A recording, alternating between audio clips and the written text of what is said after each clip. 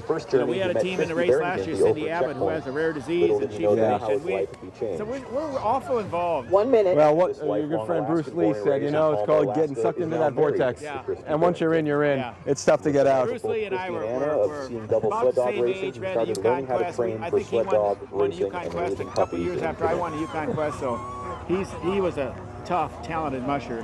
His primary racing experience includes many years of racing bikes. Andy Pohl, who of course is now a teammate of Christy Barrington's. The two getting married recently. They met on the trail. This guy's a great 100, yeah. 100. This is one of my sentimental picks too.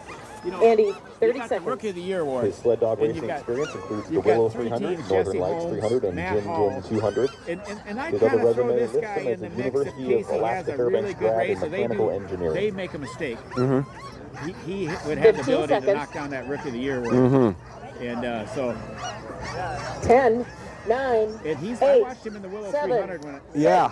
he did 5, an excellent job 4, in that race. Well, been Willow 300, 2, Northern Lights 300, and Jin Jin 200, so he's got a few. And away goes And now it's his rookie time. Andy Pohl, headed for Nome, Alaska. So this is in the mix for Rookie of the Year with Andy. And look how good the dogs look. All right, folks, here we go. Bib number 13. Please welcome to the start line of the 2018 Andy Iditarod, Pohl. the returning defending champion from He's Seward, pretty Alaska, focused on the dogs. Mitch Seavey. Oh, you may Okay, know now this. You may know here. this guy here. Nobody knows this. 58, born in Minnesota, He's moved his family to Alaska in the famous CV 1962. family. This is the Graduated from high father school who in is Seward just. and wrestled for Pacific I tell you, University I have in seen a lot of Forestburg, winning Oregon. teams over the years. He began And that mushing may in have been the best winning 1963. team I've His ever seen father, last year. Dan His Seavey, 12 ran dogs the coming Iditarod in. in his first They year were in just trotting so 1973, fast and and he they were so decided he beautiful. wanted to run the And, Iditarod someday. I said it looked more like a After 11 coronation Iditarods, celebration he than it won the was race in actually a 2004. competition. That was amazing. In What makes him 2008, Mitch so was the good? winner of He the works All-Alaska hard. Sweepstakes, held They that tell me year he's as a been up commemoration of the original driving All-Alaska dogs Sweepstakes. year-round, all summer. He won the Iditarod Getting again up in at 3 2013 o'clock in the morning, and driving them himself. 2017. He never lets his 1 dogs minute, off, Mitch. which is, you know, He says professional running the sports, Iditarod is a family you can't tradition. just Right. bring them He and back in Janine 3, are the 4 parents months. of 4 boys. And so I think it's his work 3 of ethic. whom have run And, the Junior Iditarod and and the Iditarod. You gotta Danny have some Seavey, Tyrell motivation to Seavey, get and out of bed Dallas at 3 Seavey. a.m. Yeah. every day when you The know, youngest, he's, Conway Seavey, he's is certainly in 21 his years late old and won the 50s. Junior Yeah, Iditarod 58 in now. 2012 So and that's, 14. that tells you He he's says still his hobbies motivated. are writing, Yeah. hunting, And, and whatever his grandkids are You know, up when to. I ran that dead ride when I Again, was he's in a my 50s, three-time you know, Iditarod 57, champion with 56, multiple top 10 you know, finishes. your body's not quite And you as have quick 30 as it used seconds to be. before you can leave, Mitch. But I think he's in top physical Mitch also shape. has He was a 4 terrific wrestler, consecutive champion Junior wrestler in high school, Iditarod so he's got that finishes in motivation, that Alaska. drive. And, His he's- fastest time last year as champion, You know, I 8 days, think 3 everybody's hours, got him. 40 minutes, This and is the guy 13 you gotta 15 seconds. seconds. Yeah. So if you're Ali Zirkle, you got to beat this Quickest guy. And speed if of the you're year, a Nick, musher Nick breaks you the got to beat 7-day this guy. barrier. Like we 8, talked about Wade Mars. 7, 6, Sooner or later, 5, you got to 4, outslim him out there, 3, and, 2, which is going to take a lot of 1. work and a lot of Go. care. And you're going to have to get more rest. And with away your dogs goes than he does, Iditarod which is gonna be hard. champion Mitch Seavey. This time last year, we were talking about his son Dallas perhaps going from 4 and getting that 5th Right. one. All right, folks, Dallas, of course, welcome not to our here, start line. but he may try and get number 4, and then all of a sudden, you've got another guy there. All right there, guys. Take care of that. Of course, you've also got Martin Boozer, Jack King, who have 4. Of course, chasing the great Rick Swenson, who has that elusive number 5, except for him. Everyone else is still looking for number 5. I'm sure Rick probably wants the young musher to get their first win. and preserve his 5th, you know. So Because if Mitch Mitch is on the doorstep of 4. He certainly seems to have that momentum. Who knows when and if we get Dallas back? You'd like to think that we'll have him back at some point for another race. Sure, Wade and Mitch are really liking their starting position. A little bit early, top 15. I think that's a huge advantage in this snow conditions. It's probably going to get soft. And so the softer it gets, slower it gets, and tougher to run. I'm sure they really like their draws, and it might give them a little advantage. Larry Doherty coming up. they're the really good guys out there on the trail. Yeah. Got a great sense of community. filling in for Jason Powell. Who, you know, got hurt on the Yukon Quest, so he was a substitute driver, just decided to run a week ago. So this is quite a you know, but he's been 3-4 Iditarods, you know, so he's going to be solid as a rock. Had a couple of finishes, 63rd and then down to 44 last year. And Get them there, get these dogs some experience, and then hand them back. see, he always drove a second team, usually for the Seavies. So this is probably a pretty sophisticated certainly 15 top seconds. 20, 25 teams. So let's see what he does. So again, that's the thing. Sometimes When you're looking at a musher, they may have a pretty good engine to go with. 6, 5, Sold this team to Jason Campo 3-4 years ago. So this is a good outfit. Jake's living in Canada now, right? I think he's up here. I think he's up here for the start. So Jake was a guy a few years ago that people kept looking at saying this could be another guy, and then he decided to go. And then he had started having kids. and so here, Larry, take care. Good run. Thanks, man. And Matt Hall. see, the thing with him is he really takes care of him early, and a veteran team like that might really make him look good later. And so he's going to have to show some patience, I think, early in the race, and I think he'll do really well. And I wish him well, because he is the happiest, nicest guy, Larry Doherty. In the parking lot today, he was ready to go. Here's another guy to really This is watch. our rookie who won the UConn A year ago, he got second place to 40-acre parcel of land next to Ellen Moore this year. he and his wife. And certainly this is probably the top pick for Rookie of the Year, because he is a rookie in the Iditarod, even though he's had a lot of races under his belt. So we kind of look for him to really have quite a performance. Terrific out at that UConn Quest. Again, the winner in 2017 made another strong showing this year, so the guy knows how to get to the finish line. I don't know how this guys did at UConn Quest this year, because they were doing some 40 below with 30, 35 mile an hour winds coming into Dawson down the Yukon River. it was brutal. Alan Moore said he's seen some pretty rough conditions. He said about 10 years ago was pretty tough, he said, but this was right up there. I've been over there a couple times where I kind of would wonder what I'm doing out there. you have 30 seconds. And then you can get back and you say, hallelujah, where are the palm trees? UConn Quest sometimes gets really tough because it's so far apart between checkpoints, you know. Good luck to Matt Hall. Iditarod So this- from Two Rivers. You know, he lives out in Eagle, Alaska, and when he came into Eagle on the Yukon Quest this year, the whole town's out there to see him, you know. And 7, 6, let's take a look at his dog team now. 4, 3, 2, 1, go. So they sure well behaved, aren't they? You know, he trains, he does a lot of training up in Two Rivers now, but Next in the chute, bib number look at these guys, they're going to smoke us. Huh? They're coming right for us. Welcome to the start line. Watch out, Vern. Eventually, we knew we would get up close and personal. Boy, that came close, didn't it? Yeah. He got out of the chute and grazed us. Huh? It's not quite your YouTube moment yet, Vern. Yeah, he must have heard something he didn't like, you know. Still got Raised about in Alaska, has been around sled dogs for most of her life. Who do we have now? Here we She go. was first introduced to sled dogs at age 6 through the Girl Scouts, All right, and she this ran the young Willow lady, a Winter Carnival one real, dog race. Oh, Meredith. good attitude, Meredith Mapes. My mother works down at our Regional Hospital. From then And on, she was hooked and competed. she in a variety has, of I've watched her do like the Willow 100, Junior 100, the Junior Iditarod. She wanted to go last year, actually, and it just didn't quite work out for her. So, which came from I remember it was about a year and a half ago. I think it was in the late spring that she was trying to get up for that next Iditarod, and she was in the UAA drama department, and she Yeah. had the whole drama department making the dog booties. And so when you talk about the grassroots programs and where you have to go, it's not all the big kennels. Sometimes you yeah, need some help. and you know, I really, you know, she's on the southern route, so she's going to have to just tough it out and she was shaken up but uninjured. just not give up and just get in there and hang in there and feed and do the dogs and then I think she'll get there. At 20, she's 24 now. When she was 30 12, seconds. She was she had offered a a couple of job. sled dogs. From Mitch Seavey's kennel. Okay. That's a pretty good start. Sled dog tours, and I think she's worked with the CVs and their Iditarod program for several years, and it's just fun to see her. Her mother, like I said, works down at the hospital, and I see her once in a while. And this is a wonderful young woman. And it makes you kind of feel good about the sport when you have young mushers like this, 5, willing to give so much 4, time 3, away from a 2, normal life 1, to run the go. Iditarod. And here she comes. She's all in orange, you know. So, Bib number 16, Meredith Mapes. yeah, so Looking for good I'm really things from- enjoying Meredith. the trail is getting trenched out now. It's One thing that's fun to watch. That's just from the break, so- Iditarod mushers is their outfits and be advanced. Good luck, Meredith. Good luck. Have fun. It's a big moment. Yeah. Great moment. A great realization. She had a big smile on her face, so that was fun to see. So, okay, here's a top musher, you know, and this is Ray. He's the oldest of the 3 Reddingtons running. You got Robert. Of course, we saw Ryan go by a little earlier, and then Ray is. He is certainly good top 10. I'm hoping he bumps into the top 5, and you know, oh yeah, this southern route is made for him. He has a little bit bigger dogs, powerful dogs. You can hold your speed better, and you know. 1 minute. So I think that trail conditions might give him an advantage. Yeah, you go to that set. Look, you're going to earn it no matter where you go. But if you're going to win this race on the southern route, you're really going to have to earn it.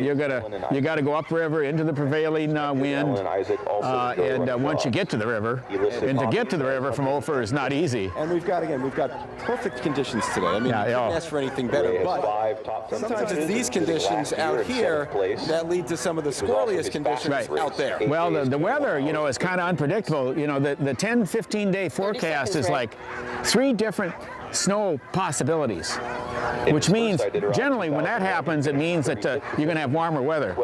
And then when you got these fronts coming in with like snow and things like that, 15 seconds. Probably it's going to produce some winds too. And so that could make it slow and tough. 10, Something 9, else to keep in mind 8, with Ray Reddington Jr. 6, This will be his 5, 17th race, 4, and you can 3, see there are no dashes. He has finished every race. Getting better. He's got some 5th, 6th, 7th. You know, 16, 19, and then 7th last year. From Carcross, He's coming up. Yeah. Yukon territories in Canada. Yeah, this is a beautiful dog team. This is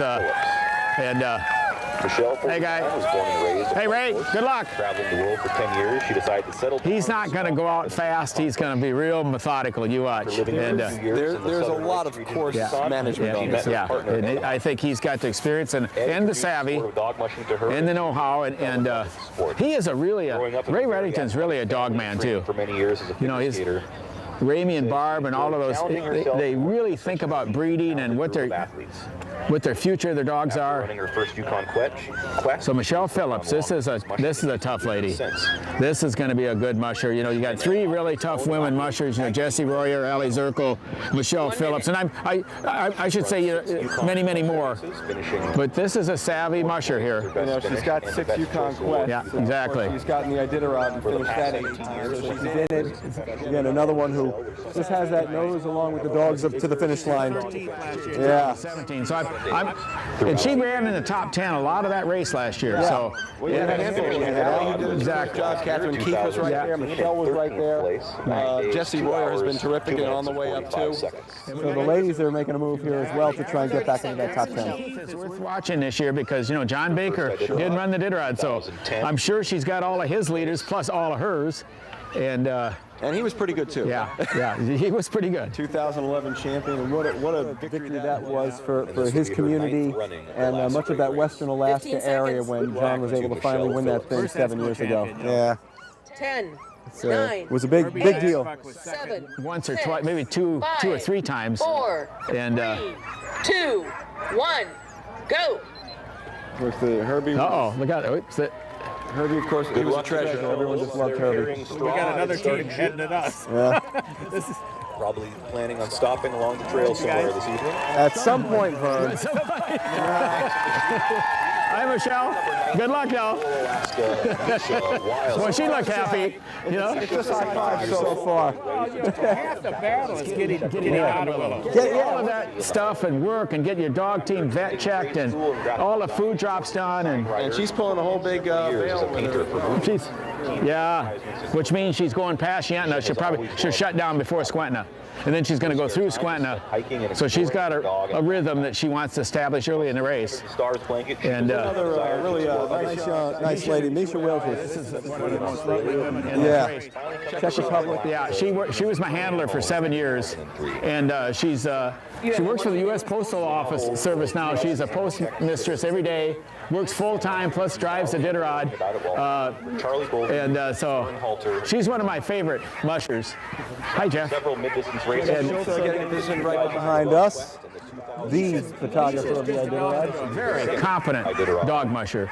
And a couple Yukon Quest finishes and finished at Iditarod last year, I think. So this must be her second race. So, how you doing, Jeff?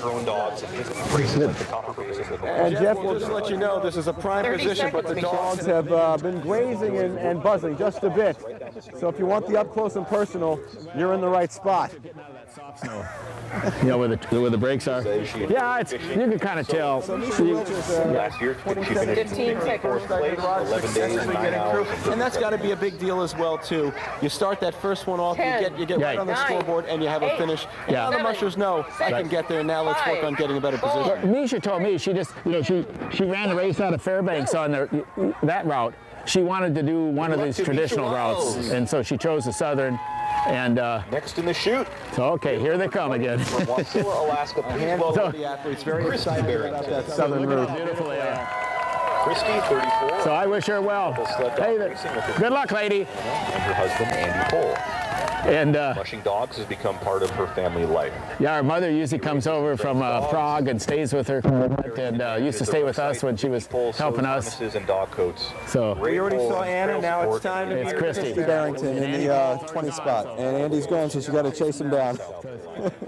Usually, the Barrington sisters, a lot of times they travel together, but we'll kind of see this year. If you're really competing, if you're really seriously competing, that might be a better thing to go your own way. But then she has raced. I think they certainly enjoy that aspect of their lives, traveling together and being together. And Well, the talk has been they're both terrific mushers, as you mentioned, great athletes. But at some point, you got to go out there and get on your own.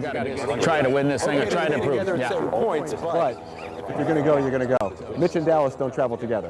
And, yeah, those two are so competitive during the race. It's amazing to watch. So, yeah, when Mitch went cruising by here, 7, 8 teams ago, he had the game face on. You notice? He had the game face on. You can leave in 30 seconds. And I've been kind of watching the mushers the last. Allie Zirkel's got a game face on, and I think she knows that's a heck of a dog team. And I'm sure Nick Pettit probably does too. And he's a different guy. He has a different idea of how things are going to go strategically. He likes to play that free and easy thing. Sometimes it feels like people think, Well, maybe he's bird dogging, but that's just the way he works with his animals, and it works for him. 7, 6, 5, 4, 3, 2, 1, go. Christy Barrington. So she's off and going, and so that's team 20. So she's the 19th team leaving. So Christy Barrington. they're all kind of rolling here, guys. I hope you can see us. They're. Good luck. I'll have fun.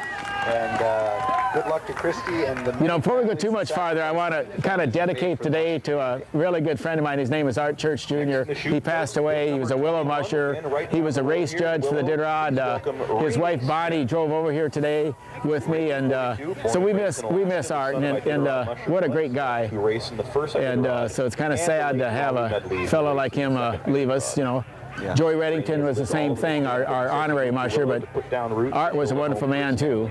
We've lost a few this year. Yeah, it's been a tough year. Yeah. 9 times. So I just wanted to mention that. Best wishes to Dick Wilmot, and he's not doing well either. Of course, the winner of the first race in 1973. He's a full-time. Getting this great race on the map. That was like about a 28-day race, wasn't it? There was a lot of great stories that came out of that first race. So they're actually hunting moose and stuff during the race, and things have changed, haven't they? Be aware of Alaska's drug and alcohol problems, and he's racing in honor of abstinence. Ramey Smith. Ramey Smith. Now here's a guy that Ramey Smith any chance they get has the capability of winning this 30 race. seconds. He's won the junior Iditarod easily when he was at that age level. A couple years ago, he had a heck of that third place finish there, second place finish, and you can just kind of see. And this is a rebuild. You can see this 20 finish, 20th place, 12th place. He's been totally rebuilding this dog team. Finish in 2008. We put it this way. Good luck, Ramey. third, ninth, sixth, second, third. Then in 2013, he's 20th. Then he takes 4 years off. Last year, back to 12th. And so he's, and this is kind of a rebuilder. This is a team that you certainly could watch it. You don't want to be around this guy up in the coast. He is going to go by you. One thing about that family is they close like nobody. Yeah, you don't want to be around him because he's gonna pass 10 teams up in the coast.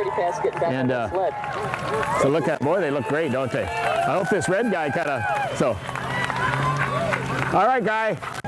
All right, next in the chute, please welcome him, number 22 from Willow, Alaska, Lev Schwartz. How is it that you're able to close like that? How is it that some teams are able to just put that into that next gear? Ramey is I think was born on a sled dog team, so he just has his gift of taking care of them. He understands them mentally, and he never overdrives them early, and he went back to work. He just has a great relationship, and I think they totally trust him. Would be my perception of Ramey. He moved to Willow, Alaska. And his brother Sim is just equally as good at musher. Yeah, exactly. Whether it's Ramey or Sim, you got to watch. They're just good mushers. Yeah, you don't want to be around them towards the end of a race. You know, and Sim is lethal, like in the Tuscany 200 and those kind of races. You know, he'll win those. Just knock him off. With a young team. And who do we have here now? We got Lev Schwartz. He's from Willow too. Lovely and supportive. This is a character. Of course, they had the problems on the Dalzell Gorge, and Lev was one of those guys. The sled got chewed up. He was trying to hang in there. He was using anything and everything: tissue paper, gum, Scotch tape, and eventually it finally gave out. And then he comes right back next year because he had said in 2014, he said, "I put everything into it." And then, of course, you got to feel for him, and then he doesn't make it. And then, oh man, I'm telling you that, you know, when you're seeing more brown on that trail than white, and of course the Iditarod made some changes for the better. And then he comes back in 2015, and he finishes in 55th. He takes off a couple of years, and here he is again, ready to make another move. I mean, he has a Russian background heritage, and he is a true character. And people love to be around him. He never gets bummed out. He never gets. And there goes Lev Schwartz on the Iditarod. I just think he's kind of tireless, you know, which is a good aspect. And he is. Next in the chute, please keeps his attitude up. 23 from Anchorage, Alaska. A little overeducated, isn't he? And has a BS in electrical engineering. So, yeah, he's overeducated, isn't he? Like a master's in electrical engineering. And we've got a few out here with some fancy degrees, which makes you go, "What you doing?" Doctor, and Jim Lanier. You know, a lot of people are attracted to the Iditarod. Began mushing in a little bit of history coming up now because this is going to be the final race for Scott Jansen. The mushing competition is coming by us now, and I'm sure he wants to have a good race. He's had a couple where it didn't go quite as well as he'd like, but you know, you got to put those under your belt though. And I watched. He ran the Willow 300 about a month ago, and he did a really nice job in that race. He just went right around there. And so hopefully, and I hope he doesn't push too much early, and gets into more of a regimented run-rest schedule, and save the dogs, you know, because that southern route. Catholic Archdiocese of Anchorage. And he should do well. He should do well. I figure too, it's his last race. You want to enjoy it. Dee Dee John Rowe, of course, we'll get her later on. You know, for those mushers who know that this is it. You want to enjoy the ride. 30 seconds. It's exactly. On a good note, of course. I think if he rests a lot early and gets them regimented, he'll still have a fine race. Finish in 2000. You know, sometimes you have too big expectations. Like you want to be in the teens when you're not fully capable of that. That sometimes is a hindrance. You know, you got to be realistic. 10. Started back in 2007 with Paul Gebhardt. Wishing him the best as well. 5. Had a tough winter, but it's looking good for Paul. Battling cancer, and Paul, if you're watching and listening, Paul Gebhardt. You hang in there and keep going. We're all pulling for you. So, Scott Jansen. And one of your proteges, if you want to call it that, taking off right near us. There he goes, Scott Jansen. Take care of yourself. Yeah, I go. I visited with him. And he looked good. Yeah. See, he needs to cramp down that brake a little bit more.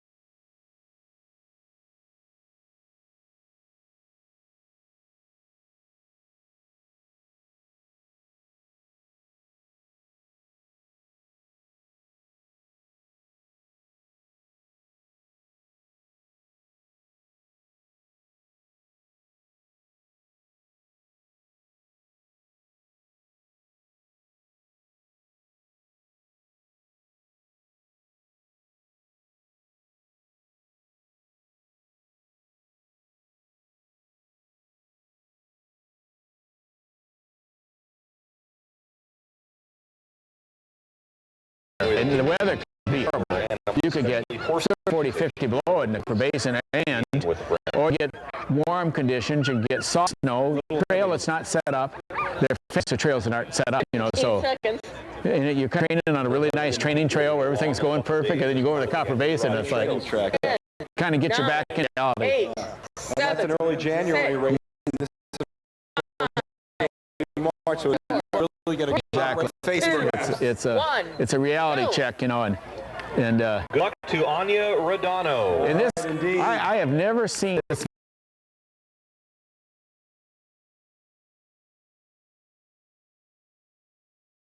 All right, guys. Good luck, Anya. Be a racer to know. You could be a doctor. She looked a little nervous, but she's gonna have to, you know. Oh boy, starting out in 24th position, you know, and on your first Iditarod. Welcome bib number 25 from Chugiak, Alaska, Tom. But it's probably better for him to get going, you know. I started last once, and you know, you're waiting around, and everybody else is gone. University, where he was in secondary education in 1990, and was commissioned as a second lieutenant in the U.S. Air Force. Who is this now? This is coming up. We got right after Anya. Tom, no, this will be another pure Siberian team. So, and I've been in a lot of races with this guy over the years where he just walks him around the course. You have the Northern Lights 300 a couple times, and 50-year-old rookie. Yeah, but he says it's been egging on him for quite a while. Yeah, but he's been in a lot of races, and so he'll just walk them up to Nome, just take care of them and camp and move, and probably an ideal team for the Southern Route. He said he couldn't wait on Thursday if they There's always 3 or 4 mushers that if they started the race Thursday night, he'd been in it. He was one of them. He couldn't wait to get going. I think that's probably a lot of them, you know. But Iditarod. You know, that 2-day start, we used to start in Anchorage and go all the way to Eagle River. They'd give us a 4-hour break, and then we had to start down in Canuck. You know, this 2-day start is the most sensational thing that's ever happened to the Iditarod, where you have the ceremonial start, then you come right up here to the restart here in Willow. Father and 2 brothers. 15 seconds. He lists his hobbies and interests as fishing, hiking, and beer tasting. 10. Beer tasting. Now this is a interesting musher here. 7. So again, some mushers have must be part German. 3, 2, 1. Every musher has a different hobby. Yeah. Good luck to Tom Schoenberger, rookie Iditarod 46. Stationed good luck, Tom. Air Force Base down in Florida. Got up here back in 18 years ago, and here they come. Look at those great-looking dogs. Good luck. Good luck, Tom. Good luck. I got to get off my knees. My knees are getting cold. All right, an Eagle Scout as well, too. I got one in my house working for that as well. Hey there, Roger. How you doing? Look at them. All right, number 26, and here's another guy we're going to keep an eye on. Yeah, this guy here just won the Yukon Quest, and you know, he's probably driving a younger team, probably a 2-year-old team. As a carpenter in Texas before moving to Alaska. I want to congratulate Ellen Moore on his recent Yukon Quest win, where he just finished with probably the most beautiful 14-dog team I've ever seen finish a race, and won the Yukon Quest for his, I think, 3rd time. He's the first 3-time champion of the Yukon Quest. And 1 minute, Alan. He's a 2-time Quest champion and a 6-time Copper Basin 300 champion. Wow. He ran his first Iditarod in 2007. So 6-time Copper Basin winner. Except for 2012. In Iditarod, Alan races the younger junior varsity team, while Allie takes the varsity. Right, so they have the goals are to teach the SP Kennel rookie dogs to bond as a team, learn how to race, and arrive in Nome with as many strong and happy dogs as possible. And you have 30 seconds before you can leave. He says it's incredibly rewarding to watch these dogs develop. You know, he's taking, of course, the B team of this group. They have their kennel broken down into the red team and the black team. Allie drives the red team, and of course the red team will be the A team on the Iditarod this year. Good luck to Alan Moore. And driving 12 2-year-olds, he says. You know, 2-year-olds will be like high school kids. So he's going to have his hands full. It'll be fun. This is obviously one of the top professional dog drivers there is in the state right now. You know, 6 Copper Basin championships. He credits his daughters. He got up here in 1990, and his 6- and 9-year-old daughters said, "Dad, you got to get into this thing." Michael Jr., 33, born in Bethel. Again, twice Yukon Quest a winner, Copper Basin 6 times. But to finish Yukon Quest this year with all 14 starting dogs. What a performance. And I saw him come in on a video into the finish line, and you know, it was kind of like Mitch Seavey's team last year winning Iditarod. They were just perfect. I mean, perfect. And so I want to congratulate him on that dog care and that championship. So here's Mike Williams Jr., because his dad was we're very good friends, and it's fun to see him keeping the tradition alive from the Kuskokwim area, Antioch area. His dad walking around out there, Mike Williams Sr. and Iditarod. 1 minute. As well. Enjoying our day today and hearing everybody, wherever you might be, hearing you all today, the sights and sounds Mike says he enjoys hunting of the Iditarod. Talking about my top 5 picks, I haven't really. Family and sponsors. So 40 mushers to go. I got 40 mushers to go, but you know, 7 all. Go, my pick for 5th place this year, I've got Wade Mars, and I'll go a little bit, and I'll tell you we'll get all the way to my top 5. So I've got Wade at 5th, so I don't want to hurt his feelings, but 30 seconds. I don't even know who he's got picked, folks. I'm waiting too. Yeah. I'm just as curious as Vern. Well, every year I do this, and every year I get it wrong, so don't rely on me. The next 4 racers here. We always have a group of over for Saturday night dinner, and we had a big group last night. I think 23 people picked their top 5 and rookie of the year and first to scratch and things like that. So we all put $1 into the tray and see. Go. I hear they do that with the Super Bowl. Yeah, probably a little more than $1. And away goes Mike Williams Jr. Now this on Iditarod 46. This is an improving musher every year, so this is I'd like to see him in certainly the teens, probably even better than that if he has a good run. So This is the time Iditarod champion. good luck, Mike. Take care. Back again. Okay. Michael Williams Jr. out of Antioch. Here's an unknown musher coming up. Fascinated with sled 4-time champion, Martin Boozer from Big Lake. 1979. Probably the His knowledge of care and training a sled. in the Matsu Borough, of course, Martin and Dee Dee John are our heroes, so they're both going out today. His first Iditarod in And, 1980. One of the true greats of the game, and one of the true great ambassadors of this as well. Incredible ambassadors. Where they You know, only manage happy trails. He hasn't been out and about too much this year, which means he's been doing a lot of training behind the scenes and by himself, which is usually good. That's a good sign. So I kind of expect his performance this year to just really jump up there. He says he likes this team, and he again, one of those 2 mushers out here who has 4. Again, And we always have to bring that up. Rick Swenson, of course, has 2014 for the 5. most. here's one of the 2 mushers who could catch him this year, Jeff King being the other. So in the 90s, they Martin and Jeff King kind of went back and forth on who's who, one would win, and then the other guy'd win, and Swingley would be in there. He was kind of. And 34 total finishes to his name. And you can start the next one in 30 seconds. His Iditarod wins came in 1992, 1994, 1997, and 2002. Yeah, we can. You can lead in 15 seconds. Okay, we can. The great Martin Boozer, the 4-time winner. 9, 8, 7, 6, 5, 4, 3, 2. He always has the trotting speed. He always has the ability To go along at the same time with that trotting speed. So And he loves to get out in the fast guy. Right. He loves the fast car. On the And it's trail, worked for him. yeah, so signature hat. I was one of the hundreds and hundreds of kids along the trail. Come on, guys. One of those hats. In you kind of wonder if they can see us, but I guess they can. Hi, Martin. Good luck. You never know if they can see you until it's. All right, folks, please welcome another Cusco River musher here, bib number 29 from Antioch, Alaska. This is Richie Deal. And Richie Deal's another guy who we really got to keep an eye on.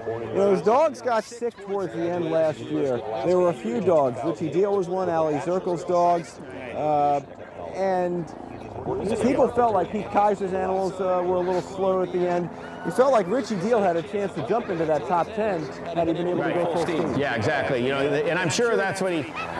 From year to year, you can never try to race the way you did last year. And so if he's got a good strategic plan this year, he certainly has the ability and he certainly has the kennel and the dogs to propel him into the top 10. And so it would be kind of a breakthrough for him to get in the top 10. And I hope he does. Because it's always nice to have new young mushers moving into that top 10. He's got 5 finishes. Right. And he's been like in the 20s, and 12th was a good finish here in 2016. And Yesterday at the ceremonial start, Richie had... He was 14th back in 2014, and in 2016 he was 12th, and then a 36, a 22, and a 24th position last year. But then again, another of those guys that has that chance to make that jump up. He could get in the top 10. And thank you, Richie, for... So he's just going to have to work really hard for it, and work hard early. One of these guys that's not use the team up too early in the race. 2016 and 12th place. 10, 9, 8, 7, 6, 5, 4, 3, 2, 1, go. There comes Richie Deal. Yeah, so it's boy. It was a Richie Deal of Annie. Nice look. They're just getting more and more to the left here, aren't they? No.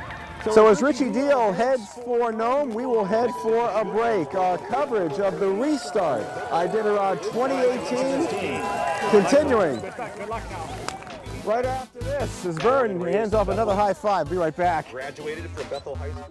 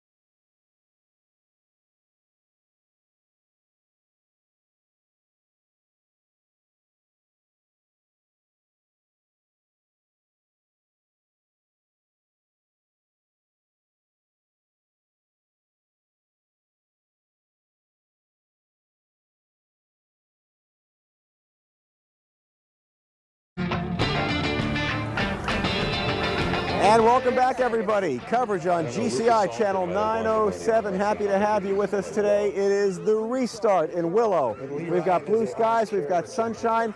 This is the way you should be running an Iditarod, Vern Halter. This is nice, isn't it? This is beautiful. You know, we got Pete Kaiser taking off here in 15 seconds, and Mr. Cusco, he's won so many Cuscos.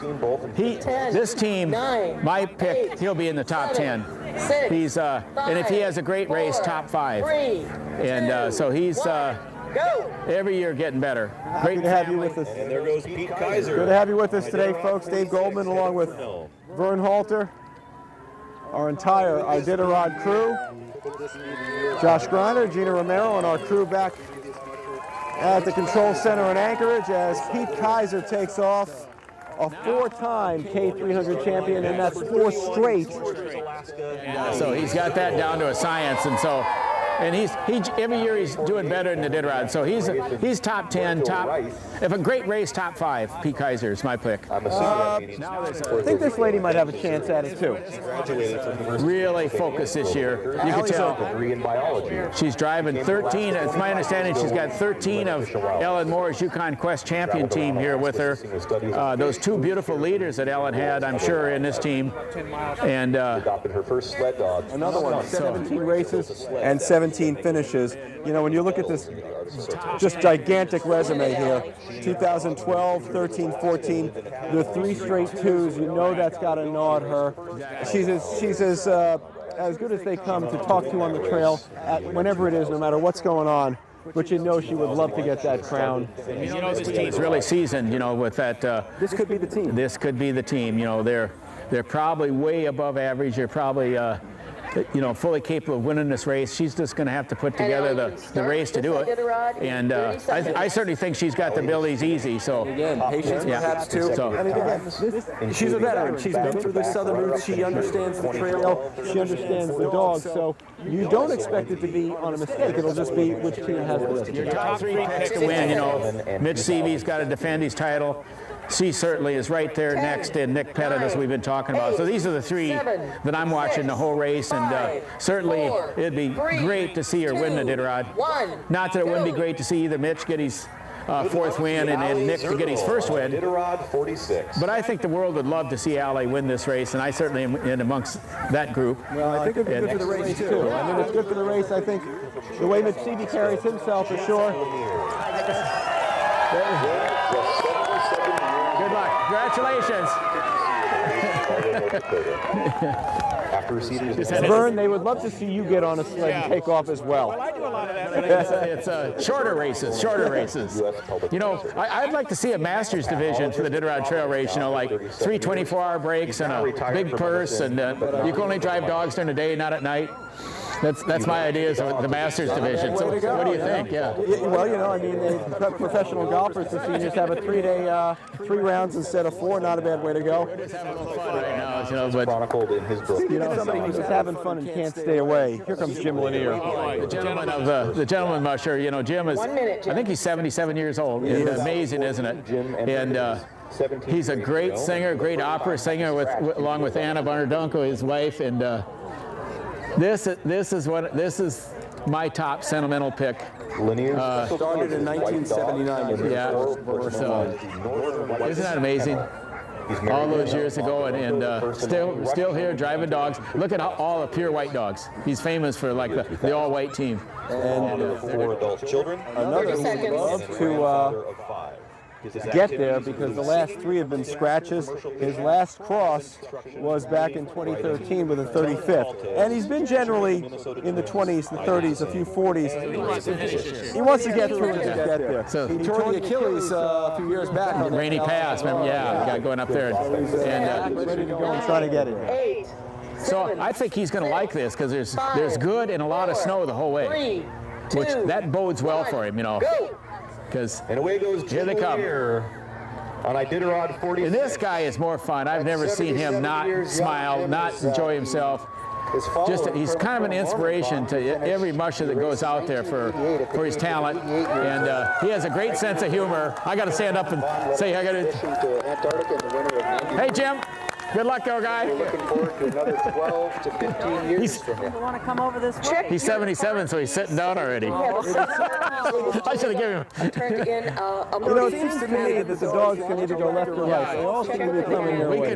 We could move to the other side. Well, and then they'll be over on the left side to give them some action. 46, bid number 33. Here's another guy people think has a chance to jump up there, and could he come in and take this title? Certainly is in the mix.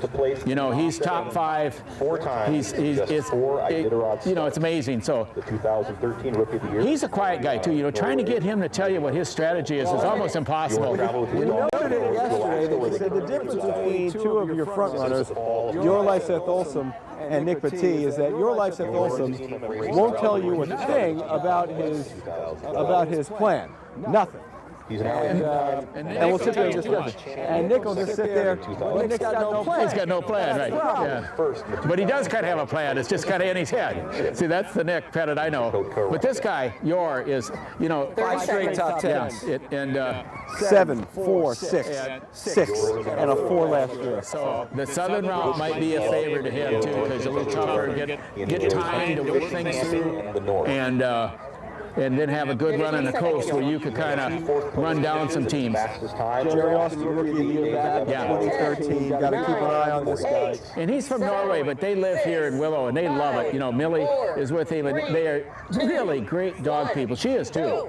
And watch this team now. They're just going to be as smooth as silk. So they kind of moved the chute over a little bit to us, didn't they? The backside of the pillow, man. Look at these dogs, how beautiful are. That's good luck, Yor. Good luck there. 5 for 5 on his way to home.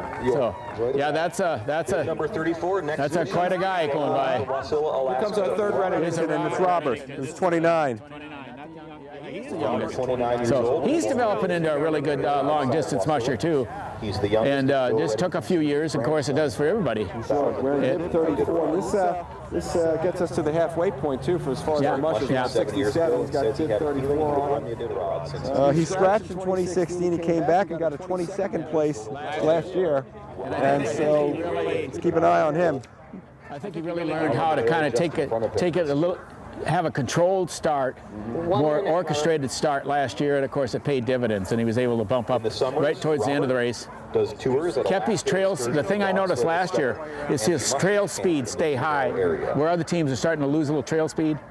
And then he picked up a lot of positions right at the end. And that's a hard thing to do. That takes a lot of patience early in the race. And total elapsed time 9 days, 7 hours, and 33 minutes. I just layered up more. So kudos for Robert Reddington. There's 3 Reddingtons in this Robert, you can race leave in again. 30 seconds. And the 30-second warning for Robert Reddington to get going on the trail. How does the trail look here for the first 15, 20 miles today with these dogs? I think it's going to be bulletproof, beautiful. The Willow Trail Committee grooms heavily with tracked rigs. They got to go about 8 miles to get out to the Big Sioux River. You drop down Krell Hill, and then you come on the Big Sioux River. 18 miles down to Scary Tree, they call it, the junction of the Yentna River. Then about 13, 14 miles up to Yentna Station, your first checkpoint. So the trail's going to be fantastic. Third Reddington out, Robert Reddington of Wasilla. Fresh snow, so it's gonna.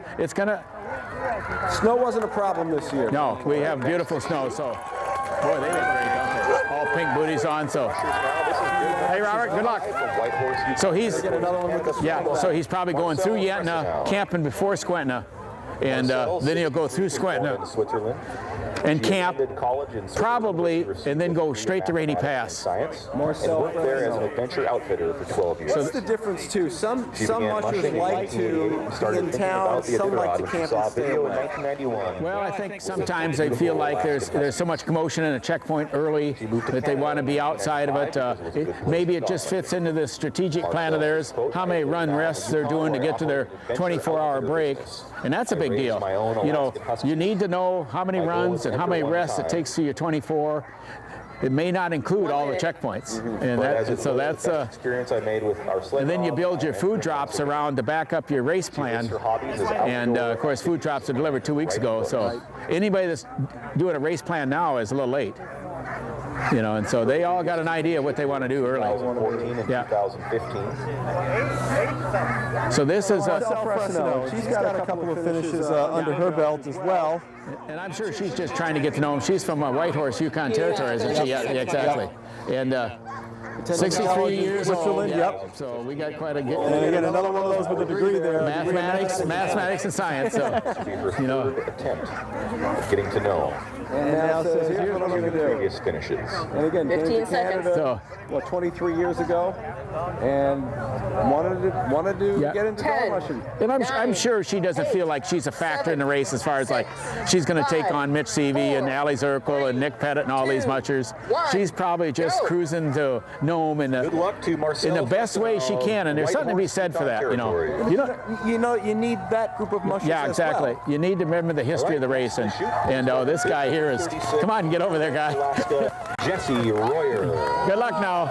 Take care. And you need folks too who I think she does have a healthy respect for the history of this race. She's the second musher along with Jim Lanier. So Jim Lanier was sitting down in the starting chute here. She's the second one that sat down. So when she was 15 years old. So the old folks are sitting down real early in the race already. Doug Swingley.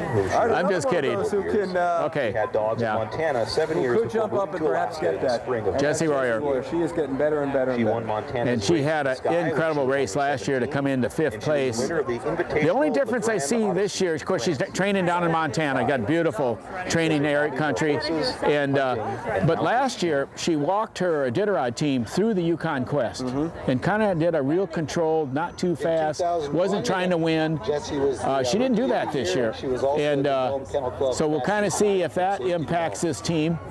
And her best finish in 2015 to Alaska after living in Montana. She was there 21 years, and so she was working on a cattle ranch and said, you know what, instead of going to the cattle, now she's going to go to the dogs. Yeah, she keeps the dogs down in beautiful country. She always posts on Facebook training runs, and it is just the most beautiful cattle ranching country you ever want to see. Worked and learned the trade from Doug Swingley. Yeah. And look at her record. She was 7th in 2014, 4th in 2015. 2016, she dropped back to 15th, but last year she went right back to 5th. So I'm sure she wants to be there. So the top 3 women, Allie Zirkle, Jesse Royer. Top 4 probably, you got Michelle Phillips, and we were talking about Catherine, perhaps. Yeah, so really tough group of women mushers that are. 4, 3, 2, 1, go. This is really the only really truly tough sport in the world where men and women get to compete equally. and that's one of the greatest, most wonderful things about the race. She's clicking her timer on already. She's getting a few pictures. So good luck, Jesse. Take care. They know you're cheering for them. And the prize will be the same regardless of whether it's a man or woman. Yeah, but it's a wonderful thing. You know, when men and women, this is a tough sport, physically, and to have men and women compete equally is, of course, we had Libby Riddles, our first Iditarod champion back in 1985, and then Susan knocked down the 4. And, so it's time to have a woman musher win again. We had a Didi about that last week, and Didi said, we'll see Didi John Rose soon enough, and she said that, of course, Susan was a mentor of hers, and Didi said that Susan will be on her mind going through this. Well, this is her last race, and I'm sure it's going to be very emotional for her. You know, so many races, so many in a row. I think she had I think Didi has 19 top 10 finishes, 2 or 3 at least second place finishes. You know, yeah. That didn't retire. Number 37 is reading Jack books and told his wife he wanted a dog team. So it must be a young musher. He's a rookie coming out of Great Falls, Montana. He's racing out of, you know. So I don't know much about this young guy, but you know. Spencer's leg. Graduated out of BYU and then went to. Quite a few years, you know. So they did the Montana Race to the Sky. That's a tough race because it's kind of going over the Continental Divide. Back and forth. So much about Practices in Great Falls, Montana, and said, I got to do it. Scratch that itch, and here he is. So he's probably just going to cruise to home. 5, Just 4, take care of him, camp, and 2, get another run. Go. When I was a rookie, that's how I did it. I didn't try to think too far in the future. I'm doing this run, and then I'm going to camp, and I'm doing the next run. And that's how. I don't get too broad. So, oh boy. All right, next in the chute, bib number 38 from Addison, Illinois. Please welcome Charlie Bania. Okay. Good luck now. Have fun. Born and raised in Addison, Illinois. First came to Alaska in 1991 with his dad. Next up, and that would be Charlie Bania. He just has an easygoing spirit about him. He's really turned into a competent musher. Yeah. I watched him in the Willow 300 like a month ago, and he just walked him right around. I think it was 6th or 7th position, something like that. And he's back and forth from Illinois into landscape company down in Illinois when the grass is growing, and of course back up here when he's in the wintertime. Yeah, that's it. And he's just been mushing for 6-7 years now, just turning into a rock solid, competent musher. Charlie has been a type 1 diabetic, insulin pump dependent for the past 17 years. He's managing another of those guys. You find him on the trail. He's going along. It's gonna be fun. So last year he was 46. So I'm sure, and you see a 41st finish. He had a couple scratches, but you know, even with diabetes, one of them was in that 2013. That was on the southern route, and that was a tough race because it got really wet, and by the time they got to Envik that year in 2013, it was like 45 degrees, and his best finish was in 2015. So I look for him to have a good, solid race, and it wouldn't surprise me if he's in the 20s this year. So almost the most improved musher you could be looking at right here, which means he's jumped 20, 25 positions. That's kind of what I look for in Charlie. 3, 2, and 1, go. So here comes. Good luck to Charlie Bania. The 38th musher out, Charlie, good luck. And these guys are getting farther left every time, aren't they? Start making some noise, stomp your feet. Hey, Charlie. Clap your hands.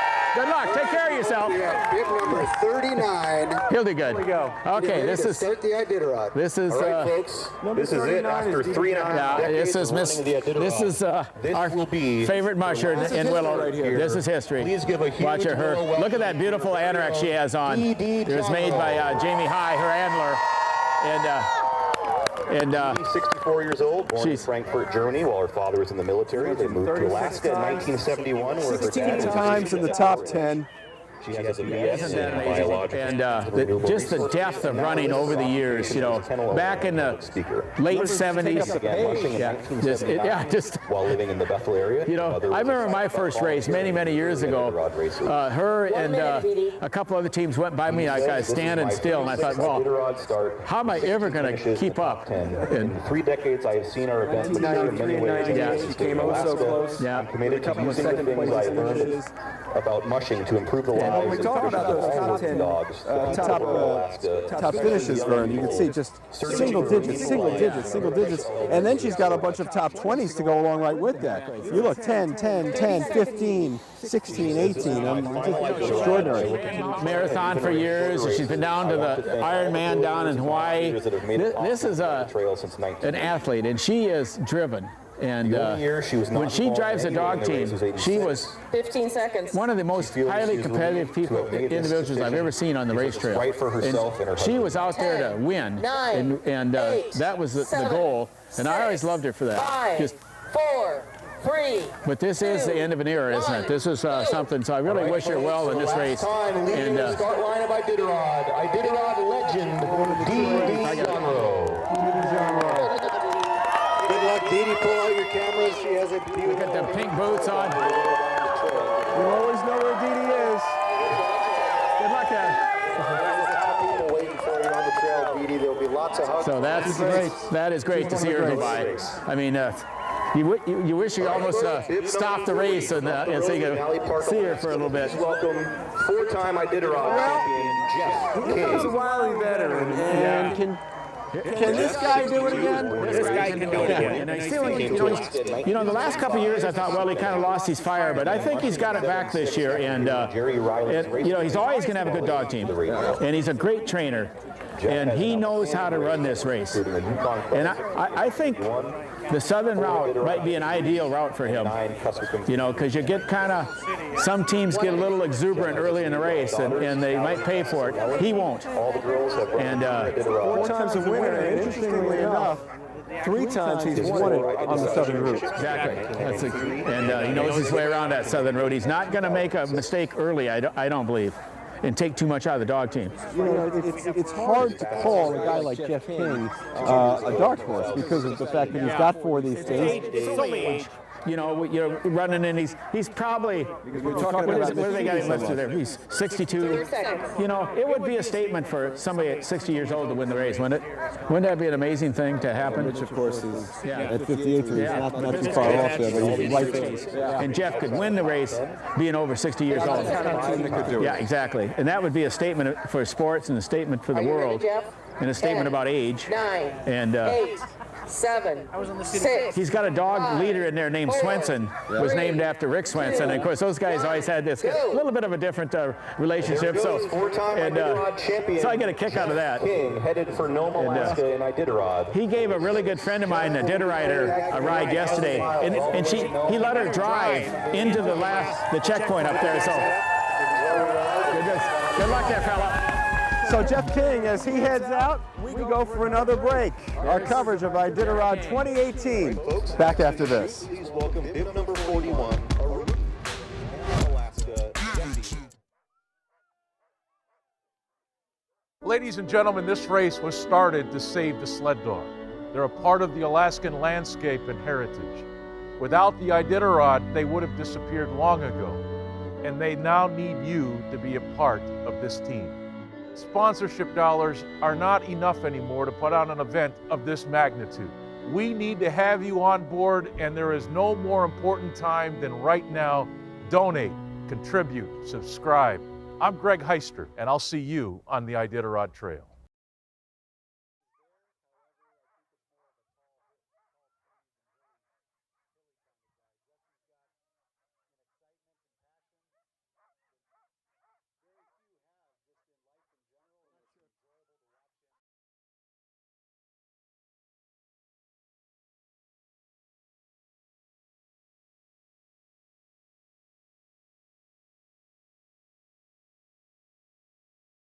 And welcome back to our coverage of 2018's Iditarod.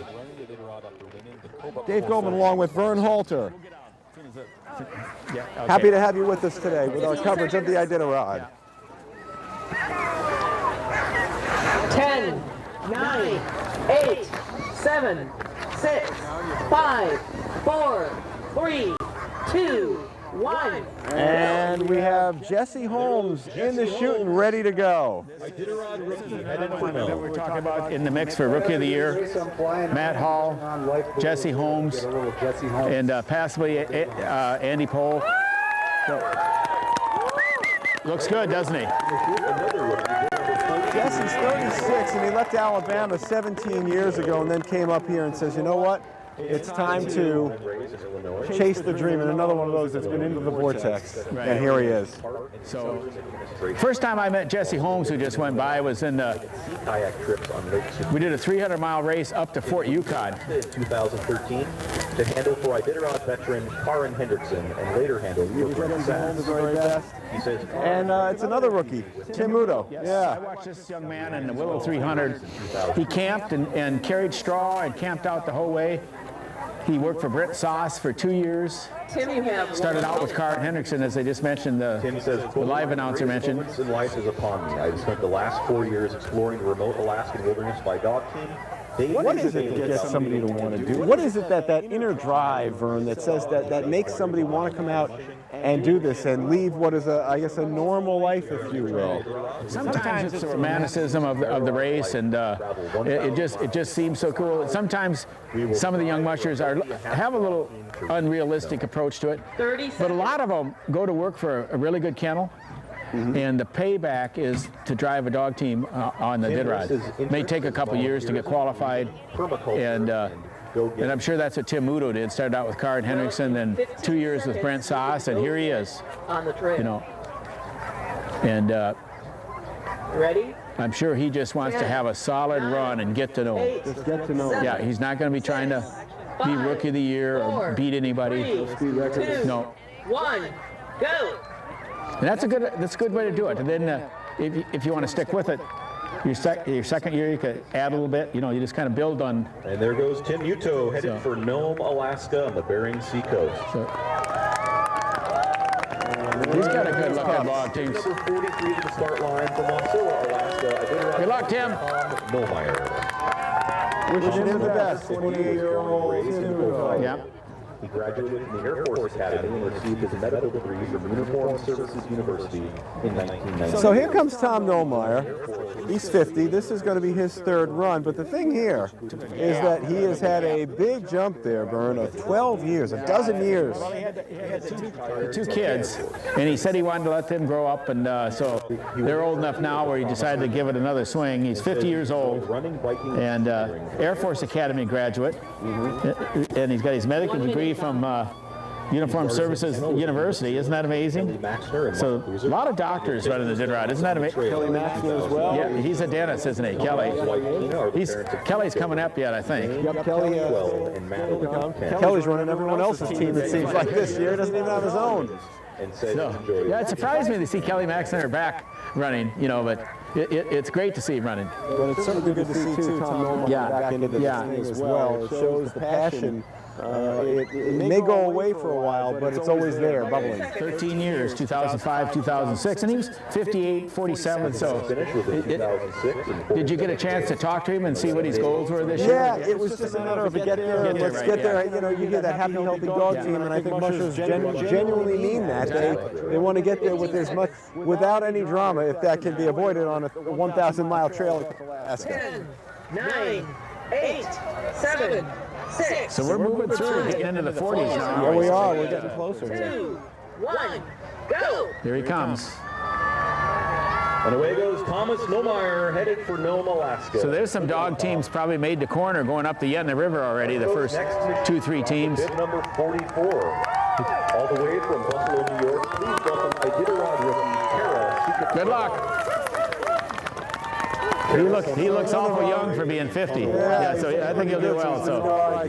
Tara Chicatello is another of those rookies out of Buffalo, and said it's time to make the move. She's connected with Kristen Bacon.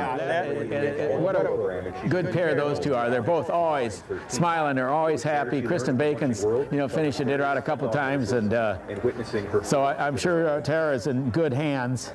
while working. And she was in the media. She was working at KONM radio station in Rome. Of course, they're going to cover this thing. She looked at it and said, "That looks good." and that's the problem.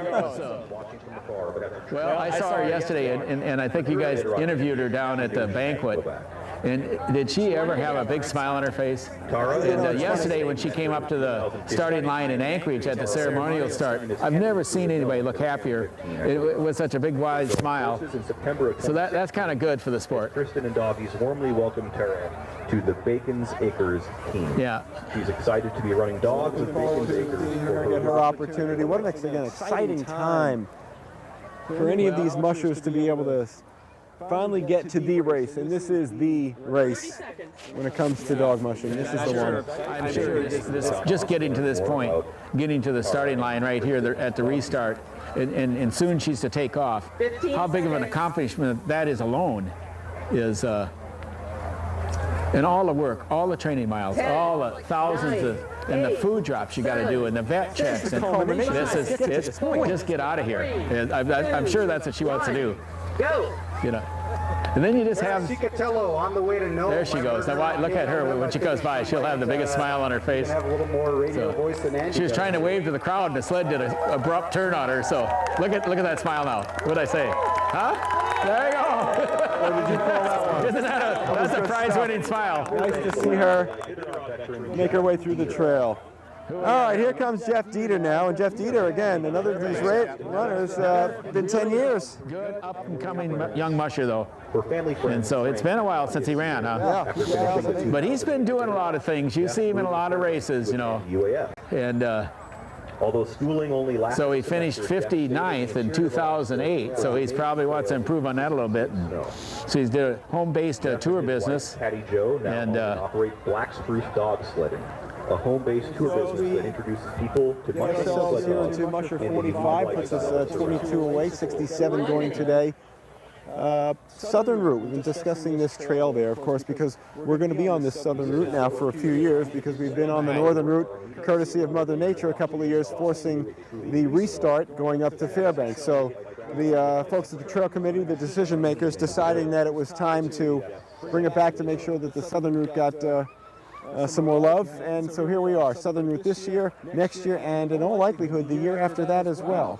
To balance this out. It's a tough route. You know, you got to get over the mountain range. You got to get to Nikolai, and then you'll start seeing mushers take their 24-hour breaks at McGrath and Takotna, maybe some at Ophir, and then there'll be some that head down the trail to Iditarod. Yep, going through Iditarod. You know, 15 seconds. Linwood Fiedler, remember we were talking about him earlier, took his 24 at Anvik, went over to Anvik. He lost to Doug Swingley that year in that race, but he made it really close by extending his 24 out. So when someone does that, and I'm sure people look at the history, and of course Linwood had a terrific team. That was incredible, that dog team. There goes Jeff Do you Dieter. think about that as we watch Jeff Dieter, 29, Taken off on his race, so it's been almost a decade. And a long time, probably thinking, hey, Welcome to the start line. so we only have about 18, 19 teams left, don't we? So we're So to get back to that before we get to Nick T, do mushers look at that and say, well, Linwood went and took that break all the way to Anvik. Maybe that's something that they do, depending on how their team's looking. and Joe Runyon and Doug Swingley, when Doug Swingley was a rookie, Joe Runyon and him went all the way to Ruby, and things didn't turn out.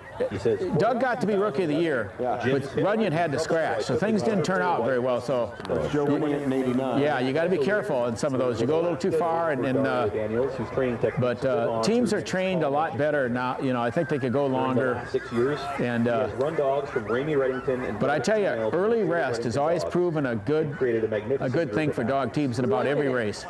He or she who gets the most early rest usually controls later. And I think Mitch Seavies is very savvy at that. He just seems to have that down to a science of getting a little bit more rest, broken rest early, and it always pays off, doesn't it? Dallas is the same way, and it pays off. Here's a guy who wants us to believe that he doesn't have a plan, but I think he does, and that's Nick Petit. Well, you know, he is quite a character, isn't he, Nick Petit? But this guy, he won the Copper Basin 300, he won the Tustamina 200, he won the Connect 200, and he won the Willow 300. He won all of them handily. 35, 40 minutes in these races, and I saw his dog team finish the Willow 300. absolutely incredible seeing him. We've seen a lot of animals like that. Alan Moore did it with the Queen. Yeah, and he has a little bit different feeding regimen, and he almost lives. All the dogs live in the cabin with him 90% of the time. They're like his kids, and he has this incredible relationship. You know, this is something PETA doesn't quite understand, that how much love these mushers have for their dogs and how much respect they have for them. And I'm always overly impressed when a dog. boy, you may be looking at the winning team right here, folks. This is anybody that's going to give it's a. Go, Nick. Okay, you get the deal. All right, folks. Now For those cast of characters that may have a chance to come up and challenge Mitch Seavey, that guy Nick Petit has it. He's got it. Picked to win this year. And not that I don't love Mitch. It just may be. Reality is that lifestyle. That's the way it's going to be, because this guy's worked so hard, and Randy's dogs in these races, and really he's got him on the line right at the moment. Well, you know, if you pardon the analogy, and Zoya Denor getting up to the line, and we'll discuss Zoya in just a moment. But if you take the analogy, when you've got a dominant group, and let's take, for instance, the Patriots in football. When the Patriots are winning and winning and winning, it's hard to imagine Belichick and Brady losing. Guess what? This year, they lost. The Eagles got them.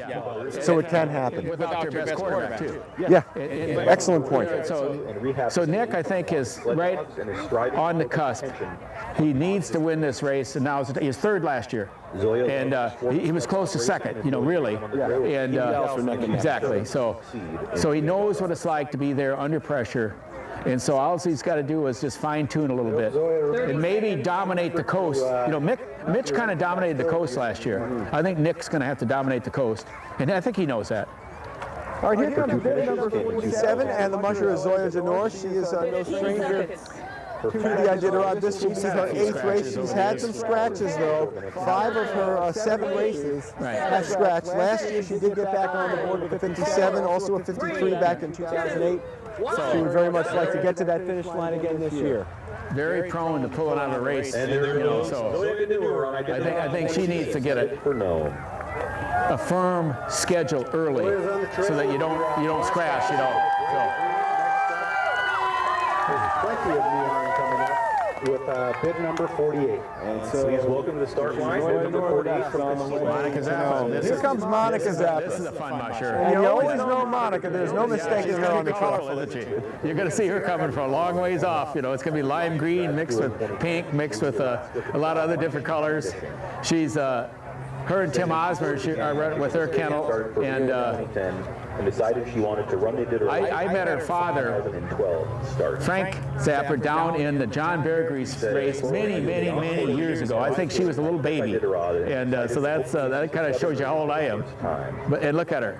How many Iditarods does she have in her belt? 2 or 3 races, and this is her 4th race, actually. And the interesting note here, I know you're a guy who will keep an eye on the numbers. 2014, 15, and 16. Last year, 47, 47, 47. wow, that's almost impossible. Last year's scratch. You can't plan that stuff. Yeah, that is tough. Collaborating with various advocacy groups, You know, just including Trout Unlimited, Renewable Resource, they're, you know, Musicians United to Protect the her and Timmy Osmer. What a wonderful person he is, you know, and they salmon fish in the summer, and they love salmon. They market it to the lower 48. They'll do it themselves. I met Timmy in the airport coming back. I was coming back from a trip down to a high school unit. He was coming back. I said, "Where you been?" He said, "Well, I took a load of salmon personally down and marketed it." And Monica, she loves that too. Oh, we got Noah Perry. Here's a. It is the best. You know, people would ask me, is the fish and the salmon and the halibut better up here? And I said, absolutely. It really is. Fresh salmon. Can't beat it. You know, you can't. So here comes Monica Zappa. You know, if she weren't doing this in Alaska, she could be on South Beach. The colors would match. I hope the cameras don't break now with this, all the color going by. Look at, she got lime green boots and all the dogs, lime green sleds. And good luck, Monica. She's got. Come on, man. This race, I have a miniature beagle. This is Noah Pereira, Really good food now. number 49. Now this is a nice young man. I watched him do like 3 or 4 Willow Junior 100 races. He won the Willow Junior 100. He won he was the first person from out of state to win the Junior Iditarod. And so now this is his, I think, is this his second Iditarod? Looks like it. I gave him 2 dogs just for this team. He's got them in there, Tanana and Little Pencil. And just because because it was Pencil, Book, Eraser, Chalk was the theme of that litter. And Tanana, Cindy Abbott, she finished her first race in 2015. So she went through Tanana, she went through Ruby. It was 50 below, so we named one of the dogs 50 below.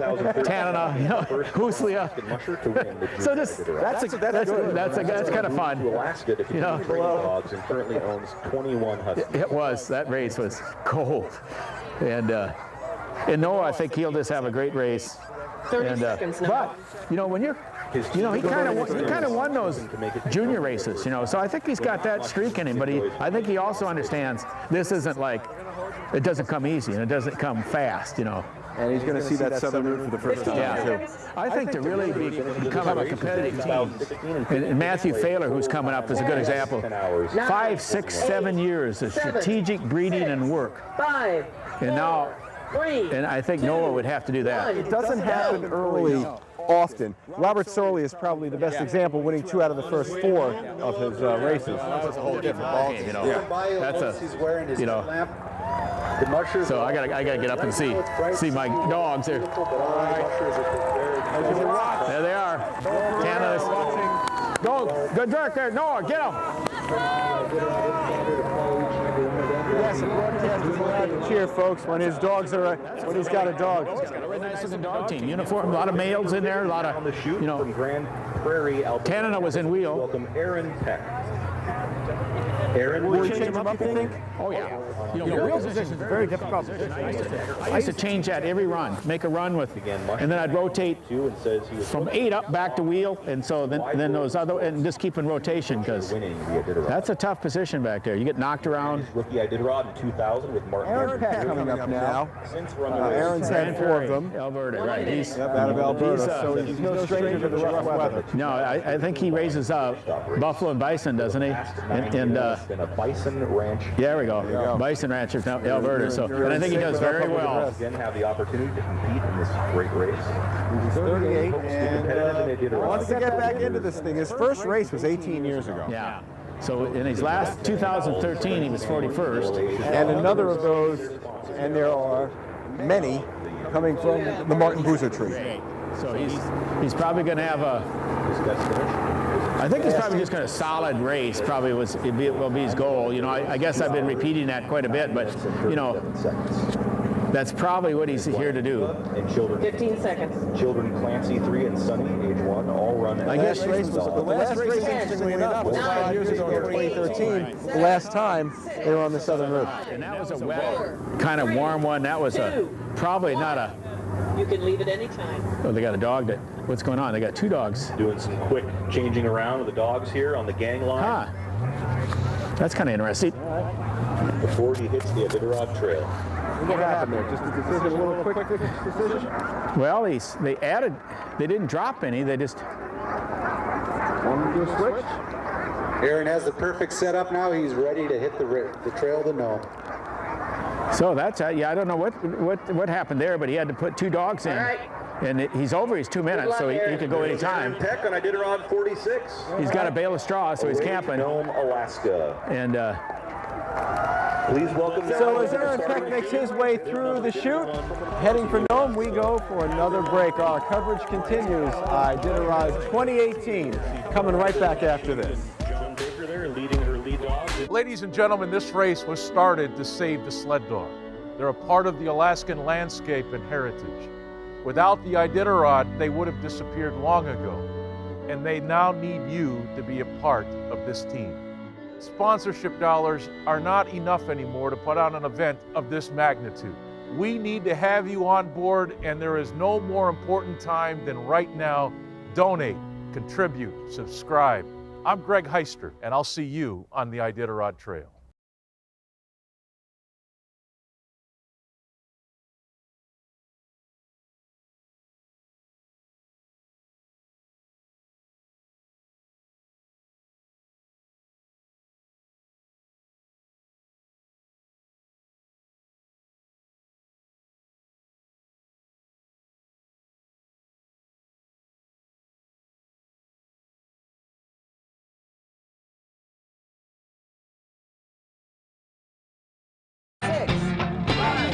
And welcome back, everybody. Our coverage on GCI Channel 907. Happy to have you with us on this glorious Sunday afternoon from Willow, Alaska. Good luck to Dave Goldman along with Vern Halter. Good luck. The restart back where it should be in Willow as Catherine Keith takes off. Catherine Keith is going to be somebody to deal with in the Iditarod this year because she's John Baker, her partner's not racing.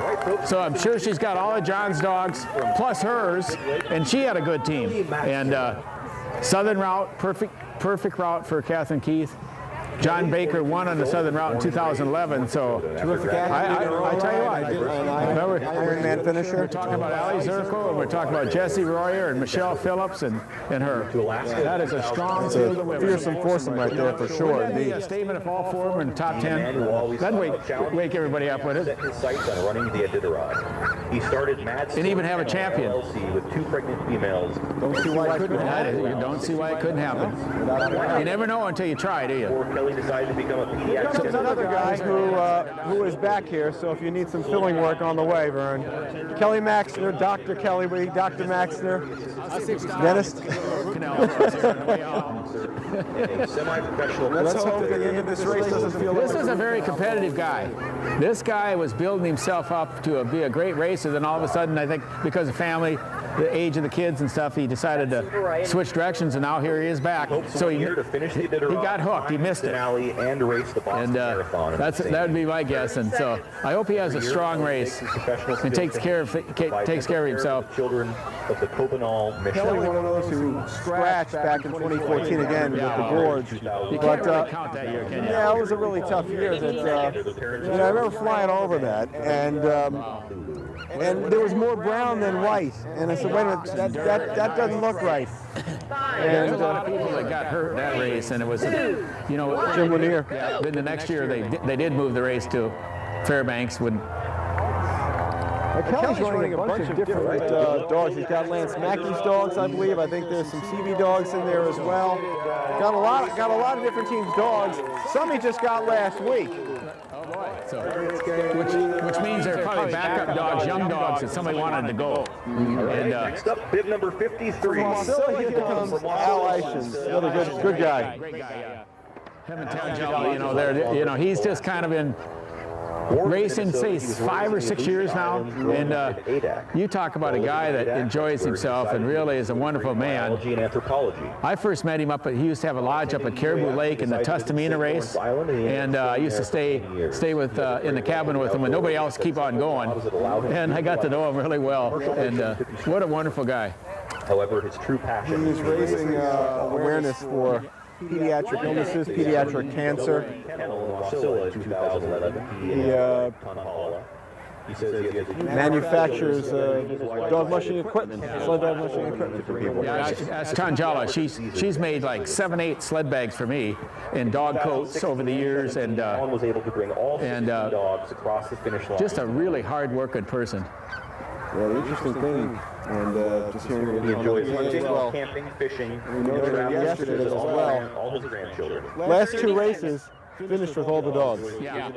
Same as Alan Moore at the Quest this year. That's an impressive feat. It just doesn't happen that often. And he has this niche of just keeping them happy, taking care of them, keeping them eating. Best finish in 2016 was in 53rd place in 11 days, 7 hours, 15 seconds. Yeah, just looking to get there. Yeah. Looking to get there and continue to do his thing.